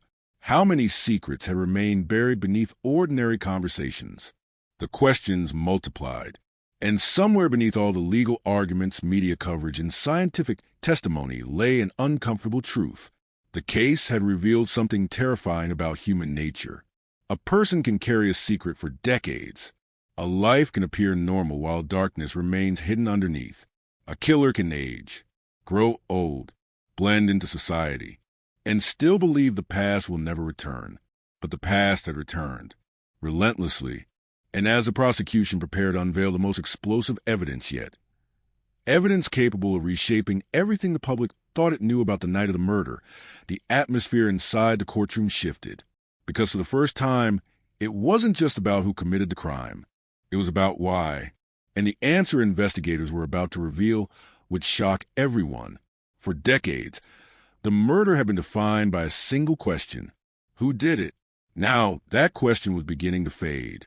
A new question was taking its place. Why? Inside the courtroom, the atmosphere changed almost overnight. The DNA evidence had established a path toward identity. But identity alone could not explain the darkness that unfolded inside that small house 44 years earlier. The prosecution understood this. Jurors understood this. Even the victim's family understood this. A name was important. A motive was unforgettable. Because motive transforms a crime from an event into a story. And the story investigators were about to present was far more disturbing than anyone expected. The lead prosecutor stood before the court and began walking through details that had remained buried inside investigative files for decades. Not because detectives were hiding them, because many of those details had seemed insignificant at the time. Tiny fragments, disconnected observations, pieces of a puzzle nobody knew how to assemble. Until now, the victim's final days became the focus.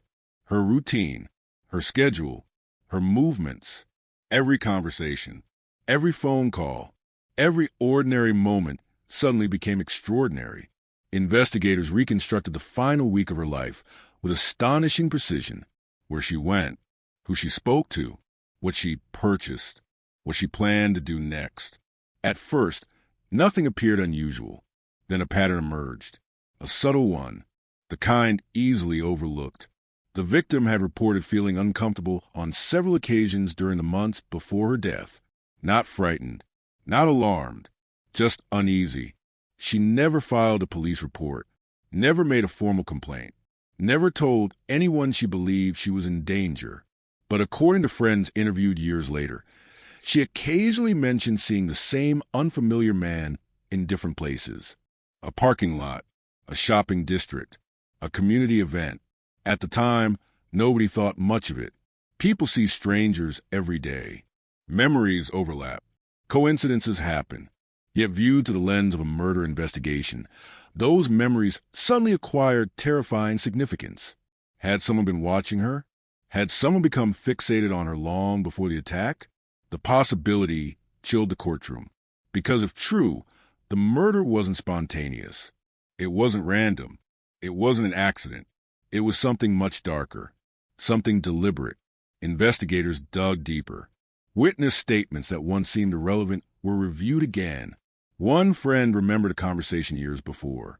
The victim had laughed about an awkward encounter with a man who seemed unusually interested in her.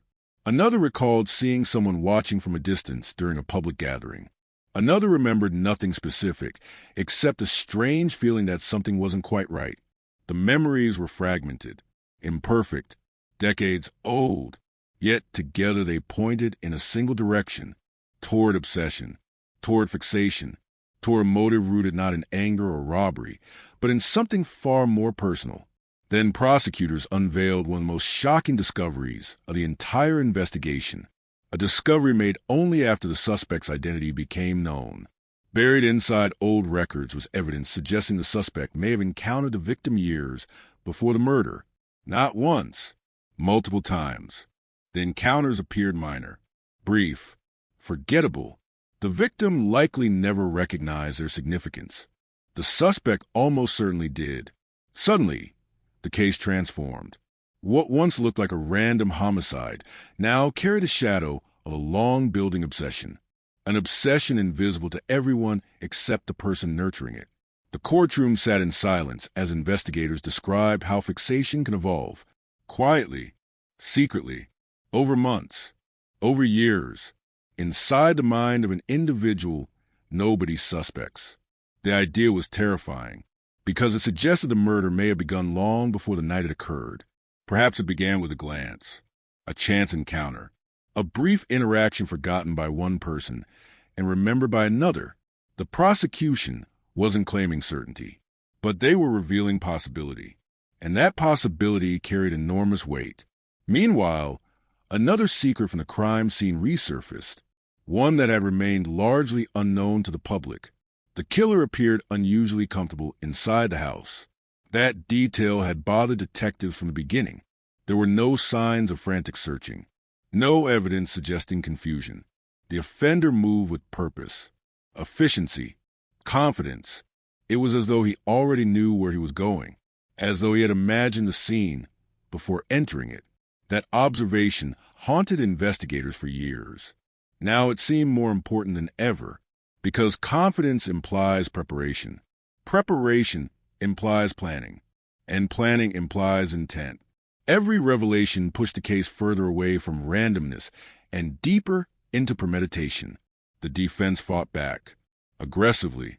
They argued the prosecution was building narratives rather than presenting facts. They reminded jurors that possibilities are not proof. The courtroom became a battlefield between interpretation and evidence. Yet the prosecution continued advancing, step by step, document by document, witness by witness. Then came testimony from behavioral experts, specialists who studied offender psychology, experts who examined patterns hidden within violent crimes. Their analysis added another layer of unease. The crime scene suggested control, patience, focus, characteristics often associated with offenders who spend significant time fantasizing about their actions before committing them. Again, not proof, but context, and context matters, especially when supported by DNA evidence. As the days passed, the public became increasingly captivated. News broadcasts dissected every detail. Commentators debated theories. Social media erupted with speculation. The story dominated headlines, not because it was old, because it suddenly felt alive. Every revelation made the murder seem less distant, less historical, more immediate, more human, more terrifying. Then prosecutors introduced evidence nobody expected. Old notebooks, not belonging to the victim, not belonging to investigators, connected instead to the suspect's personal history. The contents themselves were not criminal, nothing explicitly violent, nothing that directly implicated him, but scattered throughout were patterns, obsessions, repeated interests, recurring themes that investigators believed aligned with the prosecution's theory. The defense objected immediately. Arguments erupted. Legal battles followed. The court carefully considered what jurors should be allowed to hear. Every decision carried enormous consequences, because after 44 years, even the smallest detail could influence perception. Outside the courtroom, public opinion shifted dramatically. Many people who initially viewed the suspect as an elderly man caught in a scientific dragnet began seeing him differently. The portrait emerging from testimony was unsettling. A man capable of carrying secrets, capable of blending into ordinary life, capable of hiding behind routine. The contrast between appearance and allegation fascinated the public. How many times had people interacted with him without suspicion? How many conversations had occurred while this secret remained buried? How many family gatherings, birthday celebrations, holiday dinners, all while the murder remained unsolved? The thought was difficult to process. Yet perhaps the most emotional testimony came from those who knew the victim best. Friends, relatives, people who had spent decades living with absence. They described a young woman full of plans, dreams, ambition, the future she never received, the milestone she never reached. Their words transformed the victim from a case file into a person, a daughter, a friend, a human being. And for many inside the courtroom, those moments carried more weight than any scientific report. Because murder doesn't just end a life, it fractures countless others. The ripple effects stretch across generations, across decades, across entire communities. Then another astonishing discovery emerged. Investigators reviewing archive materials found evidence suggesting the suspect may have inserted himself into conversations about the murder shortly after it occurred. Not publicly, not dramatically, subtly, almost invisibly. Several witnesses recalled comments he allegedly made in the weeks following the crime.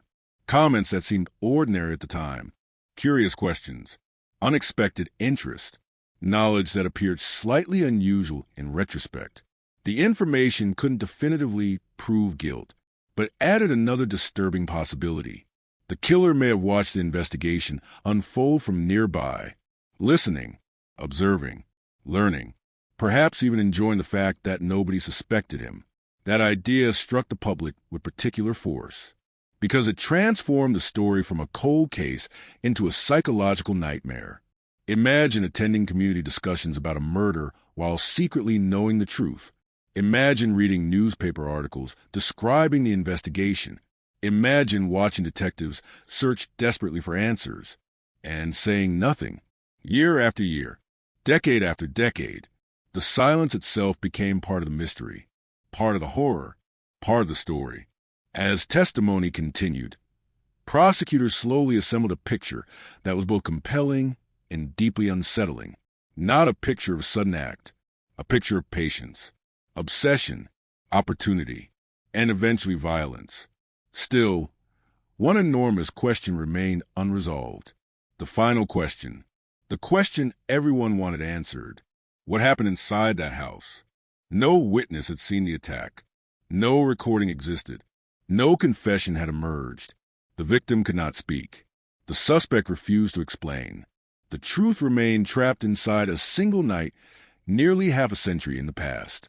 Investigators could reconstruct timelines, analyze evidence, study behavior, but some mysteries remained untouched, hidden behind silence. And that silence became the focus of the next stage of the trial, because prosecutors were preparing to reveal a reconstruction of the murder itself, minute by minute, decision by decision, using evidence gathered across 44 years. A reconstruction so detailed that even veteran detectives described it as chilling. A reconstruction that would bring jurors closer than ever to understanding what truly happened behind that locked door. And when that reconstruction finally began, the courtroom would discover that the reality of the crime was even darker than anyone imagined. The house was quiet. That was where investigators began. Not with the body, not with the evidence, not with the suspect, with silence. Because 44 years later, silence remained one of the most important clues in the entire case. The prosecution stood before the jury and carefully reconstructed what investigators believed happened during the final hours of the victim's life. Not speculation, not imagination. A reconstruction built from physical evidence, witness accounts, forensic analysis, and decades of investigative review. Piece by piece, minute by minute, the picture that emerged was chilling. The victim arrived home sometime during the evening. Nothing unusual, nothing alarming. The routine was familiar. She parked her car, entered the house, prepared for another ordinary night. Evidence suggested she spent time in the kitchen. A cup remained on the counter. Several household items sat exactly where they should have been. There were no signs of panic, no indications she felt threatened. At that moment, she had no reason to believe she was living the final hours of her life. Outside, the neighborhood settled into darkness. Lights disappeared one by one. Families went to sleep. Televisions turned off. Doors locked. The world grew quiet. And somewhere nearby, investigators believed the killer was waiting. That detail had haunted detectives from the beginning. The attack did not appear spontaneous. The timing was too precise. The movements too controlled. The offender seemed to know exactly when to act. Exactly when the victim would be alone. Exactly when witnesses would be scarce. Exactly when darkness would provide cover. That level of confidence suggested preparation, planning, patience. The prosecution proposed a disturbing theory.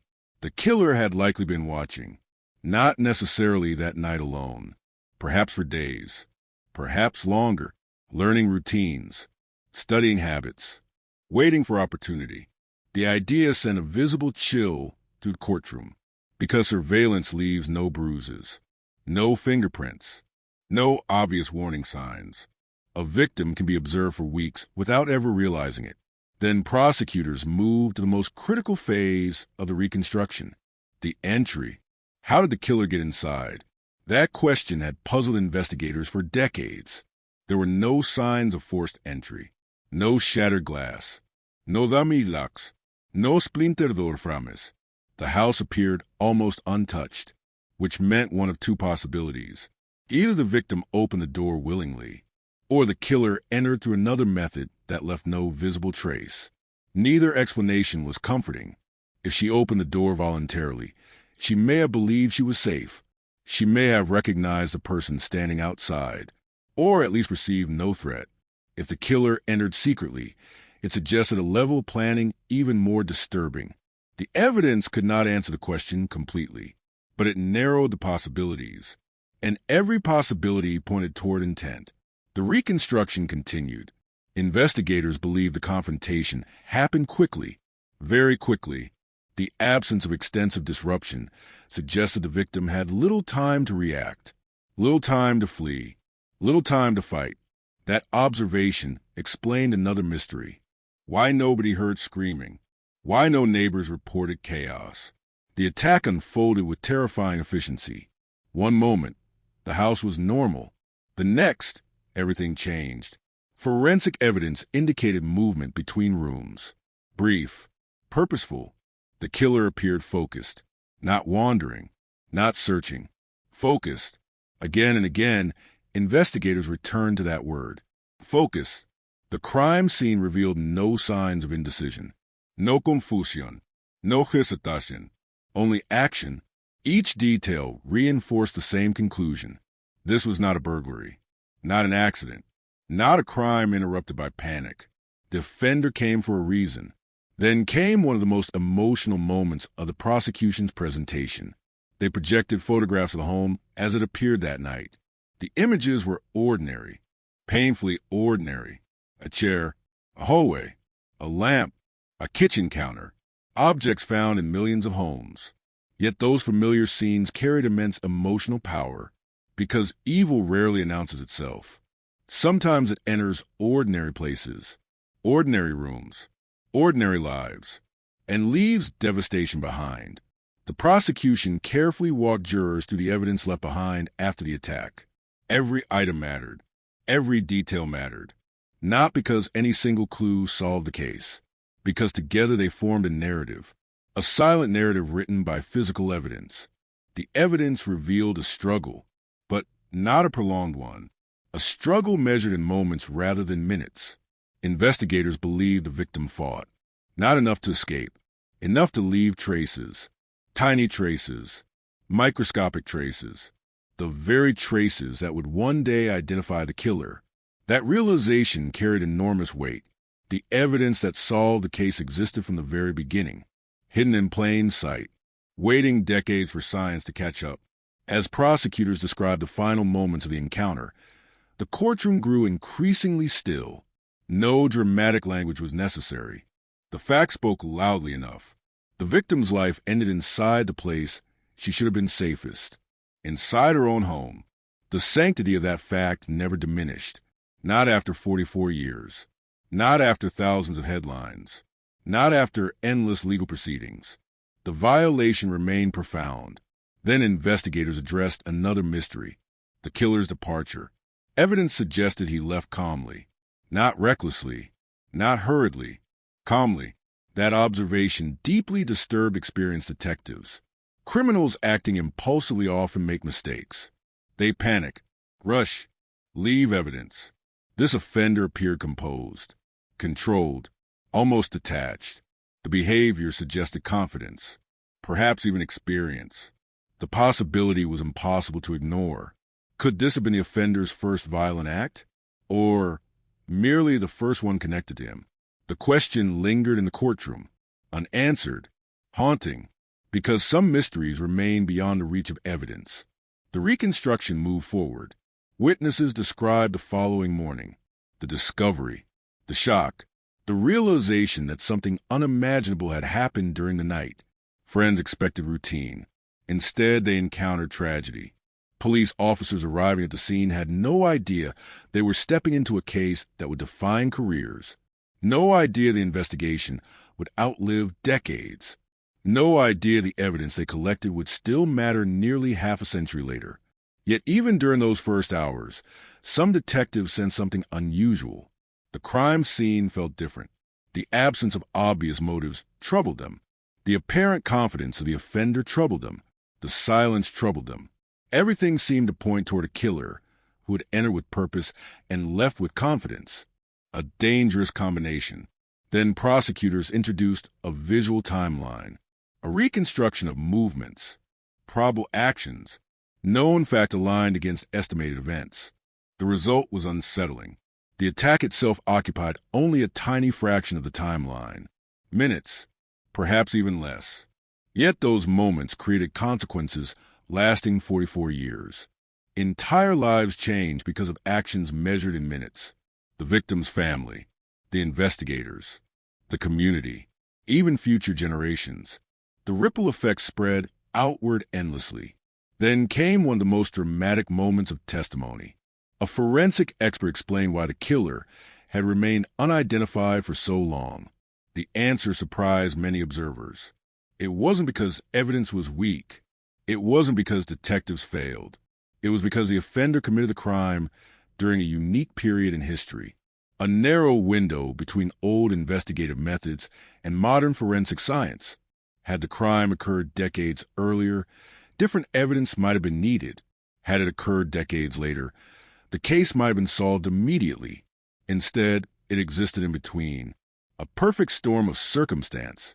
The killer unknowingly benefited from technological limitations for decades until he didn't. The expert's testimony reinforced a powerful theme. The suspect wasn't smarter than science. He was older than it. That distinction mattered because it explained how a person could evade identification for so long and still leave behind the evidence that ultimately exposed him. The courtroom absorbed every word. Meanwhile, the public remained captivated. News organizations replayed portions of testimony. Experts debated theories. Former investigators appeared in interviews. The reconstruction had transformed the case. For the first time, people could visualize what detectives believed happened, and what they saw was terrifying, not because it involved extraordinary violence, because it involved ordinary vulnerability. A home, a night, a routine, things everyone recognizes, things everyone trusts. Then prosecutors revealed the final conclusion of their reconstruction, the conclusion that tied everything together. The offender likely entered that night expecting success, expecting control, expecting anonymity. And for 44 years, he got exactly what he expected. No arrest, no charges, no public suspicion, no consequences. The perfect crime, or so it seemed. But perfection is fragile, because the killer overlooked something impossibly small. something invisible, something incapable of speaking in 1970s laboratories, yet capable of shouting across generations. DNA, the silent witness, the witness that never forgot, never changed its story, never grew old, never died. And as prosecutors concluded the reconstruction, jurors found themselves staring at a truth almost impossible to ignore. The killer may have escaped for 44 years, but he never truly escaped the crime scene. Part of him remained there the entire time, waiting, preserved, patient, until science finally learned how to listen. And while the reconstruction answered many questions, it created a new one that nobody inside the courtroom expected. Because investigators were about to reveal evidence suggesting the murder may not have been the only dark secret connected to the suspect's past. And if that evidence proved credible, the case was about to become far more disturbing than anyone imagined. The revelation did not arrive with flashing lights. It did not emerge from a dramatic confession. There was no hidden videotape, no forgotten witness suddenly stepping forward after 4 decades. Instead, it began with a question. A simple question asked by an investigator, reviewing the suspect's history. What if this wasn't the only time? The room fell silent when that possibility was first raised. Not because anyone had evidence of additional murders, because the thought itself was disturbing. For 44 years, investigators had focused on a single victim, a single crime, a single mystery. Now that mystery was unraveling. And as it unraveled, people began wondering what else might be hidden beneath it. The task force expanded its review. Addresses were re-examined. Old police reports resurfaced. Archive complaints were pulled from storage. Forgotten records collected dust no longer. Detectives began moving backward through decades of history, searching, comparing, looking for patterns. At first, nothing stood out. The suspect's life appeared ordinary, predictable, routine, exactly the kind of life expected from someone who had successfully hidden a secret for nearly half a century. Then investigators discovered something unsettling, not evidence of another murder, a pattern of proximity, repeated proximity. The suspect's name seemed to appear around unusual incidents more often than chance alone would comfortably explain. Minor incidents, complaints, reports that never became criminal cases, events that individually meant very little. Together, they created discomfort.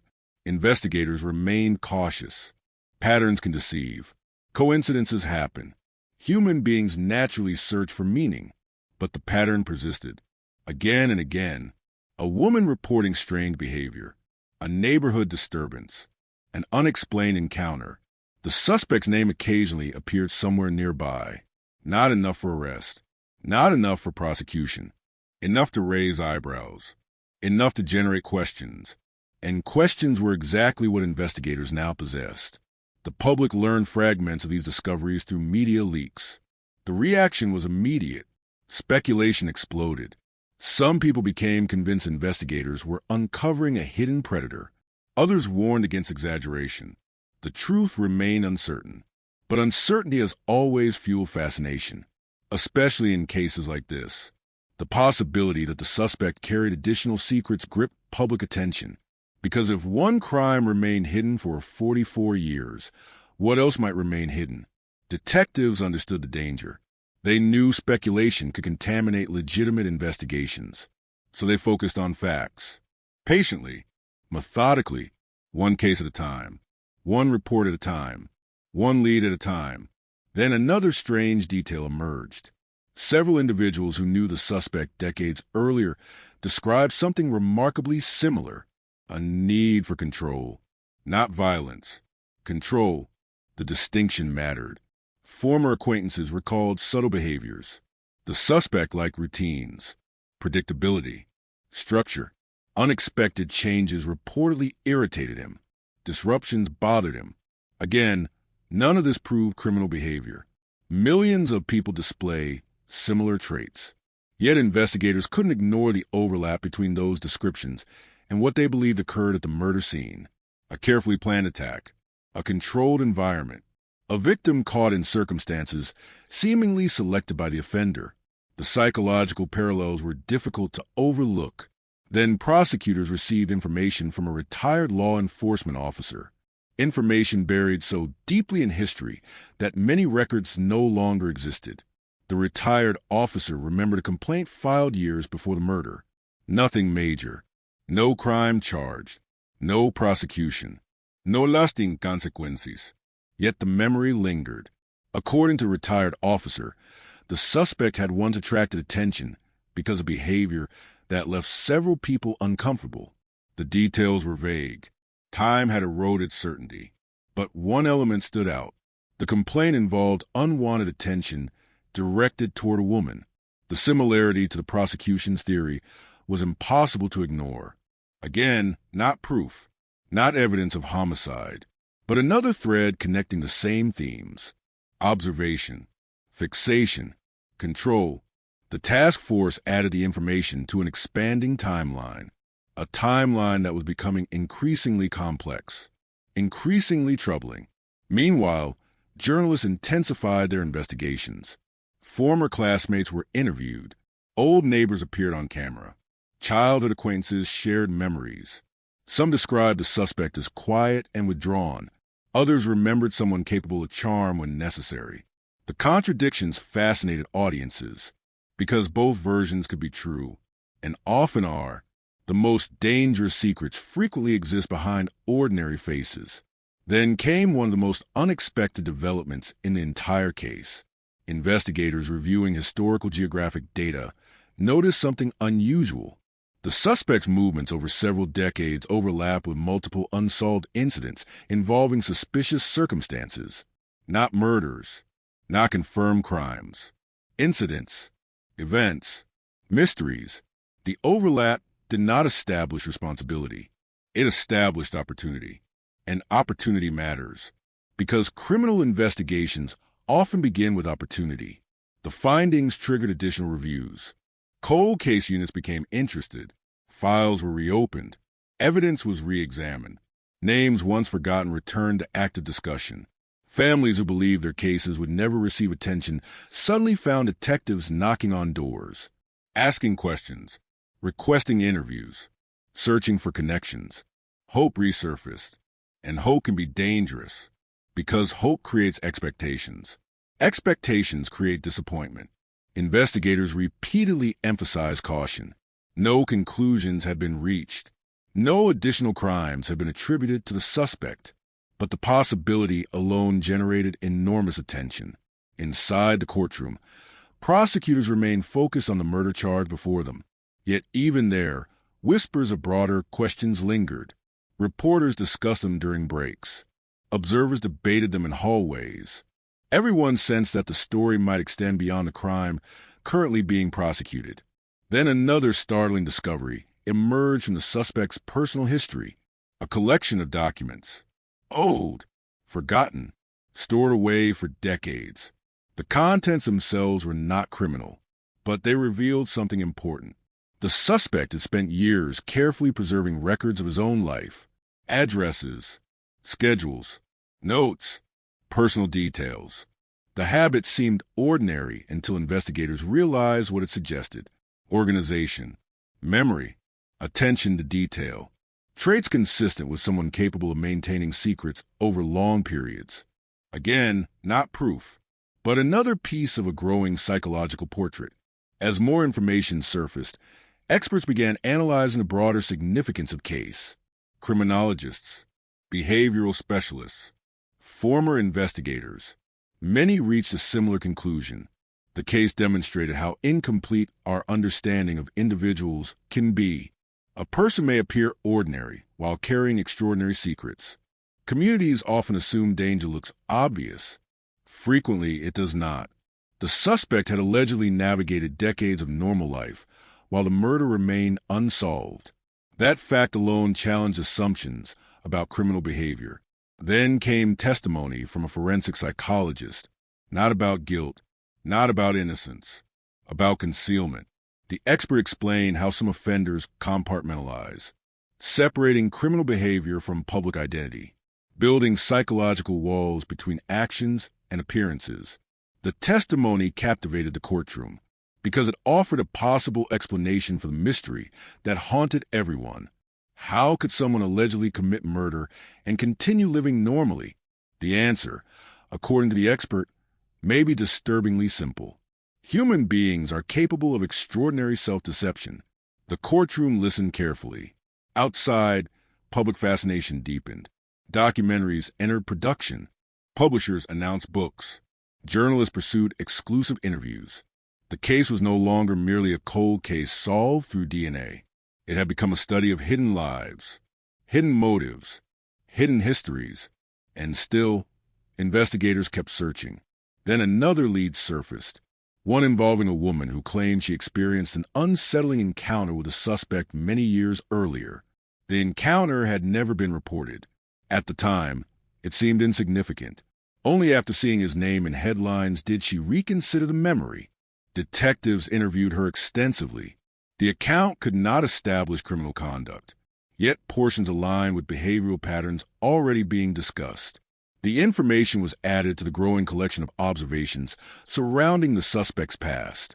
Each new detail intensified public interest, not because any single revelation proved anything, because collectively they suggested a possibility many found difficult to ignore. The possibility that the murder solved by DNA represented only the visible portion of a much larger story. Whether that possibility was true remained unknown. Investigators continued pursuing facts, not theories, not rumors. Facts. Yet even facts have consequences. The deeper investigators looked, the more uncomfortable questions emerged. Questions about missed opportunities. Questions about warning signs. Questions about how many secrets can exist unnoticed within ordinary communities. Then the narrative shifted once again, because prosecutors prepared to introduce evidence from an entirely different angle. Not about psychology, not about patterns, not about other possible incidents, about the suspect himself. Specifically, his behavior after the arrest, his reactions, his words, his silence. And according to investigators, what happened after the DNA match may have revealed more about the truth than 44 years of speculation ever could. The courtroom was about to hear details that almost nobody outside the investigation knew. Details capable of reshaping perceptions. Details capable of altering the emotional center of the entire case. Because while the evidence established what science believed happened, the suspect's own actions after his arrest raised an even more haunting question. What does a person think about during 44 years of getting away with murder? And the answers investigators uncovered were as unsettling as the crime itself. The first thing investigators noticed was not what he said. It was what he didn't say. 44 years. That number echoed through every room connected to the case. 44 years of silence. 44 years of unanswered questions. 44 years of grief. And now the man identified through DNA was finally sitting across from law enforcement. The moment detectives had imagined for decades had arrived. Yet, when it happened, it wasn't dramatic. There was no sudden confession, no emotional collapse, no cinematic outburst, only silence. The kind of silence that immediately captured investigators' attention. Because people react in different ways when confronted with devastating accusations. Shock, anger, fear, disbelief, denial. The suspect's reaction seemed strangely controlled, measured, contained, almost as if he had rehearsed emotional restraint long before that day arrived. Detectives observed everything, every glance, every pause, every movement, every shift in posture. Years of experience had taught them something important. Words matter, but behavior often matters more. Especially when a person believes they can control what comes out of their mouth. The suspect listened, waited, responded carefully, sometimes too carefully. That detail became a frequent topic of discussion among investigators afterward. Nothing appeared spontaneous. Nothing appeared impulsive. Every answer seemed filtered through layers of consideration, as though he were constantly calculating consequences. Again, none of this proved guilt. But after 44 years of mystery, investigators paid attention to everything. Then came the DNA evidence. The moment everyone had anticipated. The evidence was presented, the science explained, the connection outlined. Detectives watched closely. They expected surprise, confusion, perhaps outrage. Instead, they observed something far more difficult to interpret: a prolonged stillness, a pause, a subtle change in expression. Nothing dramatic, nothing obvious, yet enough to attract attention. Several investigators later described the moment differently. One believed the suspect looked defeated. Another thought he appeared resigned. A third felt he seemed unsurprised. The disagreement itself was revealing, because the reaction was so restrained that everyone interpreted it through their own perspective. Yet all of them agreed on one point. The DNA evidence affected him, whether emotionally or strategically. It mattered. The room felt different afterward. The balance had shifted. For decades, uncertainty protected him. Now science stood between him and that uncertainty. And science was difficult to argue with. The questioning continued. Hours passed. Topics changed. Investigators moved through timelines and relationships. Old addresses, old jobs, old memories.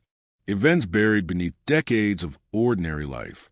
The suspect answered some questions, avoided others, denied many, but one pattern quickly emerged. He seemed far more comfortable discussing the distant past than discussing the crime itself. Whenever conversation drifted toward the murder, tension appeared.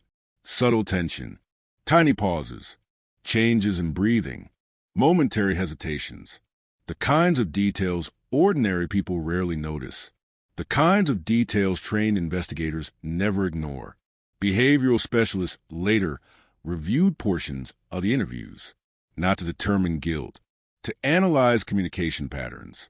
Their conclusions were cautious, professional, measured, yet several observations stood out.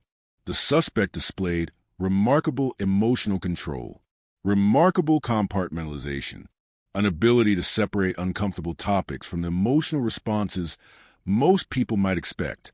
Again, not proof, but fascinating, particularly when viewed against the backdrop of a 44-year-old homicide investigation.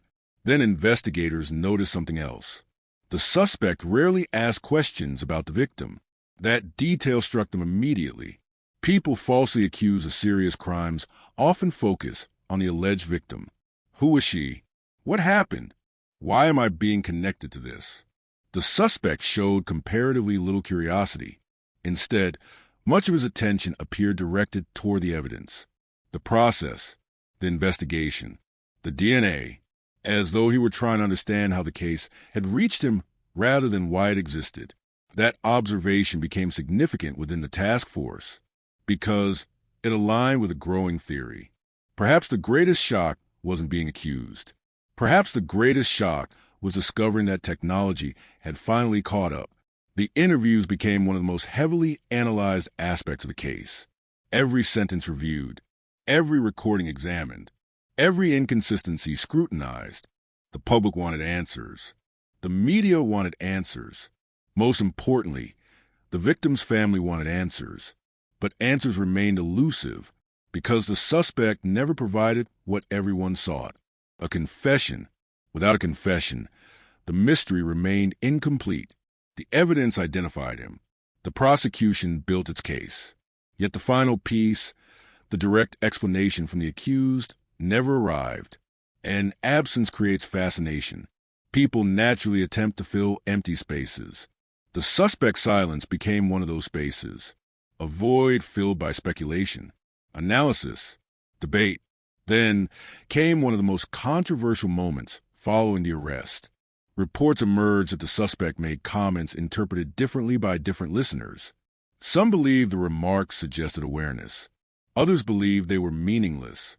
Still others viewed them as evidence of psychological distancing.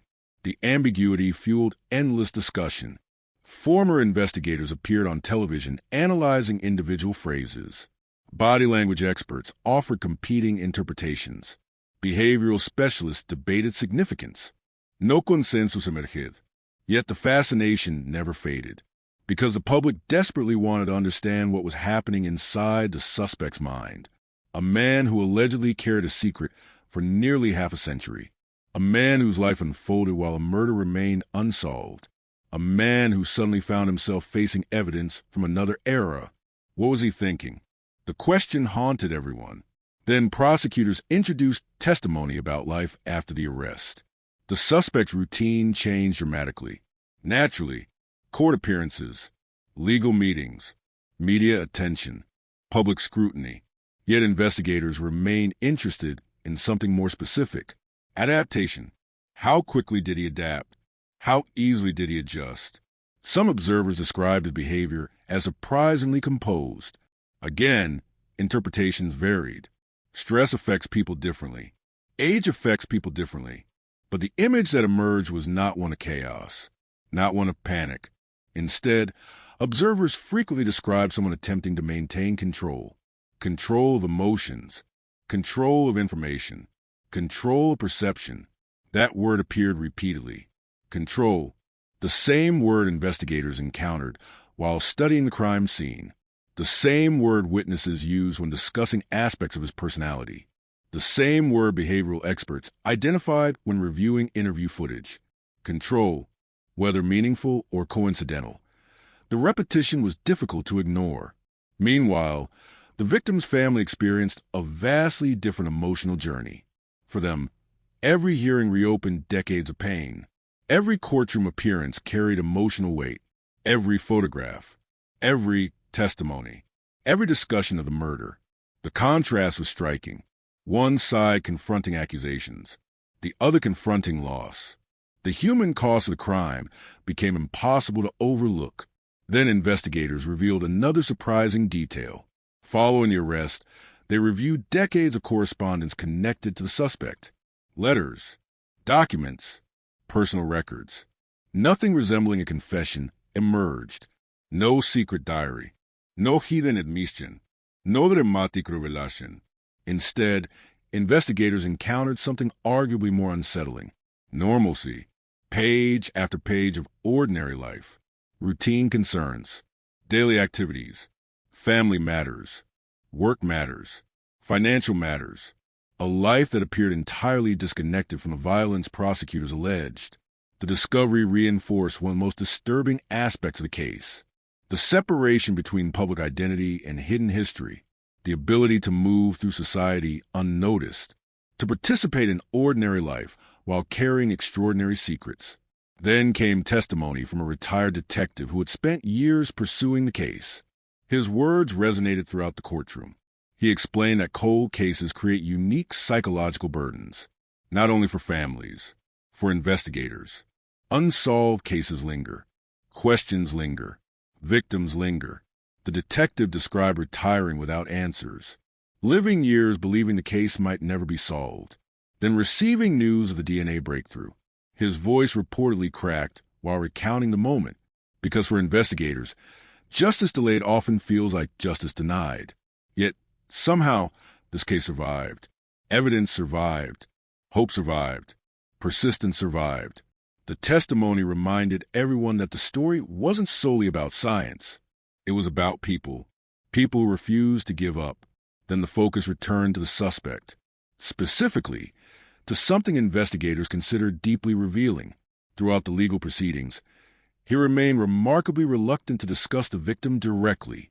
Again and again, attention shifted toward procedures, evidence, technical details, legal arguments, but rarely toward the human being whose life ended that night. That absence stood out, perhaps unfairly, perhaps meaningfully. Interpretation remained subjective, yet the observation continued resurfacing, because crimes create victims, and victims create stories, stories that deserve acknowledgement. The courtroom increasingly became a place where two realities collided: the scientific reality of DNA and the emotional reality of loss. One established identity, the other established consequence. Together they formed the foundation of the prosecution's narrative. As proceedings continued, public interest reached extraordinary levels. People followed every update, every motion, every hearing, every revelation. The case had become more than a solved cold case. It had become a cultural moment, A demonstration of how the past can remain dormant for decades before returning with unexpected force. Yet beneath all the legal arguments and scientific testimony remained a single haunting question. A question no laboratory could answer. A question no database could solve. Did the suspect ever believe he would be caught? The answer remained hidden, but investigators believed they were getting closer, because the next phase of testimony would focus on something even more revealing than interviews, even more revealing than body language, even more revealing than silence. It would focus on the choices made during the 44 years between the murder and the arrest, the decisions, the movements, the patterns, the tiny moments that, when viewed together, painted a picture prosecutors believed jurors could no longer ignore. And once that picture emerged, the entire timeline of the suspect's life will be seen through a completely different lens. 44 years, more than 16,000 days, more than 200,000 waking hours. Enough time to build an entire life. Enough time to raise families, change careers, move across states, watch generations grow up. Enough time for memories to fade, witnesses to disappear, evidence to collect dust, and according to prosecutors, enough time for a killer to believe he had escaped forever. The courtroom shifted its focus from the murder itself to the years that followed, the years between violence and accountability, the years that transformed the suspect into an old man, the years that fascinated everyone. Because people could understand murder, what they struggled to understand was living with it. Day after day, year after year, decade after decade, investigators began walking jurors through the suspect's life after crime. The timeline stretched across an astonishing span of history. Presidents came and went. Wars began and ended. Technology transformed civilization. Entire generations were born. And throughout it all, the murder remained unsolved. The suspect worked, paid taxes, maintained relationships, attended social gatherings, participated in ordinary routines. The image was deeply unsettling, not because it was unusual, because it was ordinary. The contrast haunted the public. A young woman lost her future. The man accused of killing her received 44 additional years, 44 years of birthdays, 44 years of holidays, 44 years of opportunities.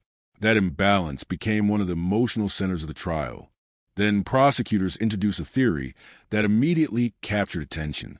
Not a theory about guilt, a theory about fear.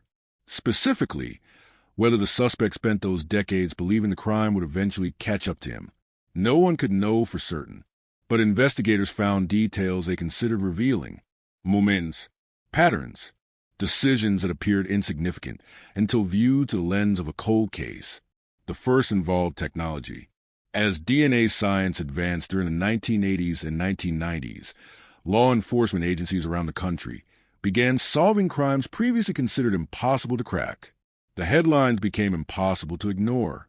Serial offenders exposed, cold cases reopened, long-forgotten evidence suddenly producing names.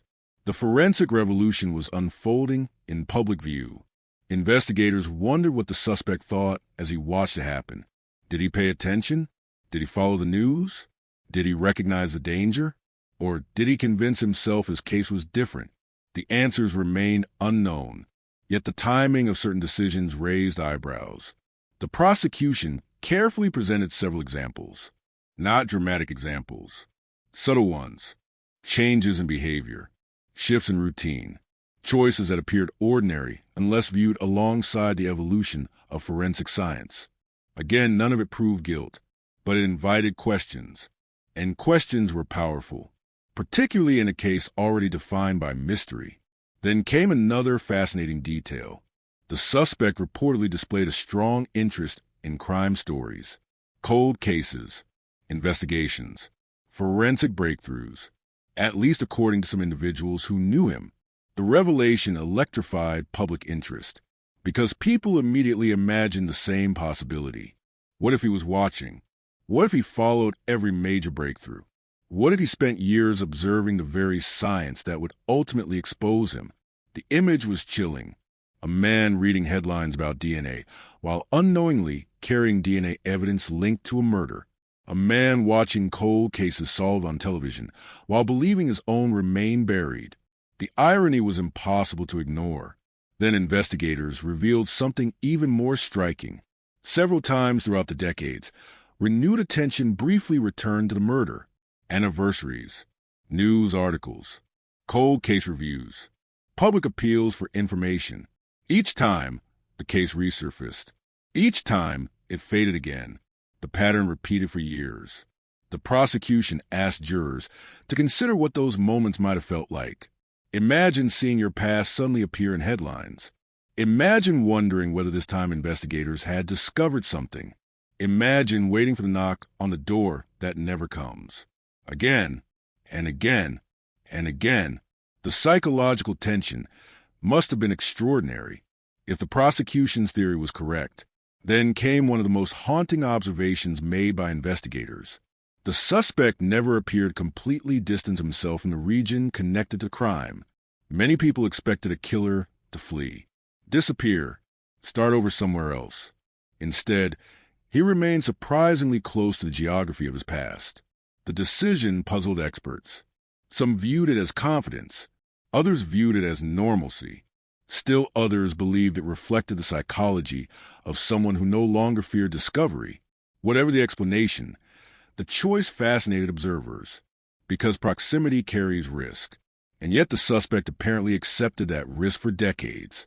Then the prosecution introduced testimony about near misses, moments when the investigation came unexpectedly close to important discoveries. Not close enough, but closer than anyone realized at the time. Old witness interviews, forgotten leads, potential suspects, pieces of information that, under different circumstances, might have altered the case years earlier. Listening to the timeline felt almost surreal.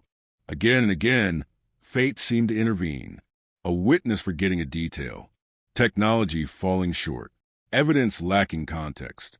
Opportunities appeared, then vanished. The murder survived each challenge. Until it didn't. The cumulative effect was extraordinary.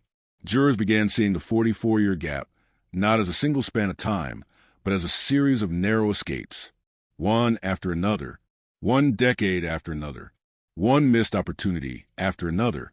Then investigators discussed the emergence of genetic genealogy, the breakthrough that ultimately changed everything. At first, few people appreciated its significance, even within law enforcement. The technique seemed experimental, promising but uncertain. Then success stories began appearing. One cold case solved, then another, then another. The list grew. Suddenly, unsolved murders across the country looked vulnerable. Investigators described the atmosphere as revolutionary. Cases that had resisted every traditional method were collapsing under the weight of new science. For the first time, many cold case detectives felt genuine optimism, and somewhere, the suspect may have been watching those developments unfold. The possibility hung over the courtroom like a shadow. Then came testimony from experts who helped build the genealogical profile. Their descriptions sounded almost unbelievable. Starting with microscopic traces left behind decades earlier, they reconstructed family relationships stretching across generations. Not direct identification. A trail, a map, a genetic breadcrumb path leading toward the truth. The process fascinated jurors because it revealed something profound. The suspect wasn't betrayed by a witness. He wasn't betrayed by a confession. He was betrayed by time itself. Time preserved evidence. Time improved science. Time transformed impossibility into certainty. The longer he remained free, the more vulnerable he became. Not less vulnerable. More, that realization struck the courtroom with unusual force. For decades, the suspect's greatest ally had been time. Eventually, time became his greatest enemy. Outside the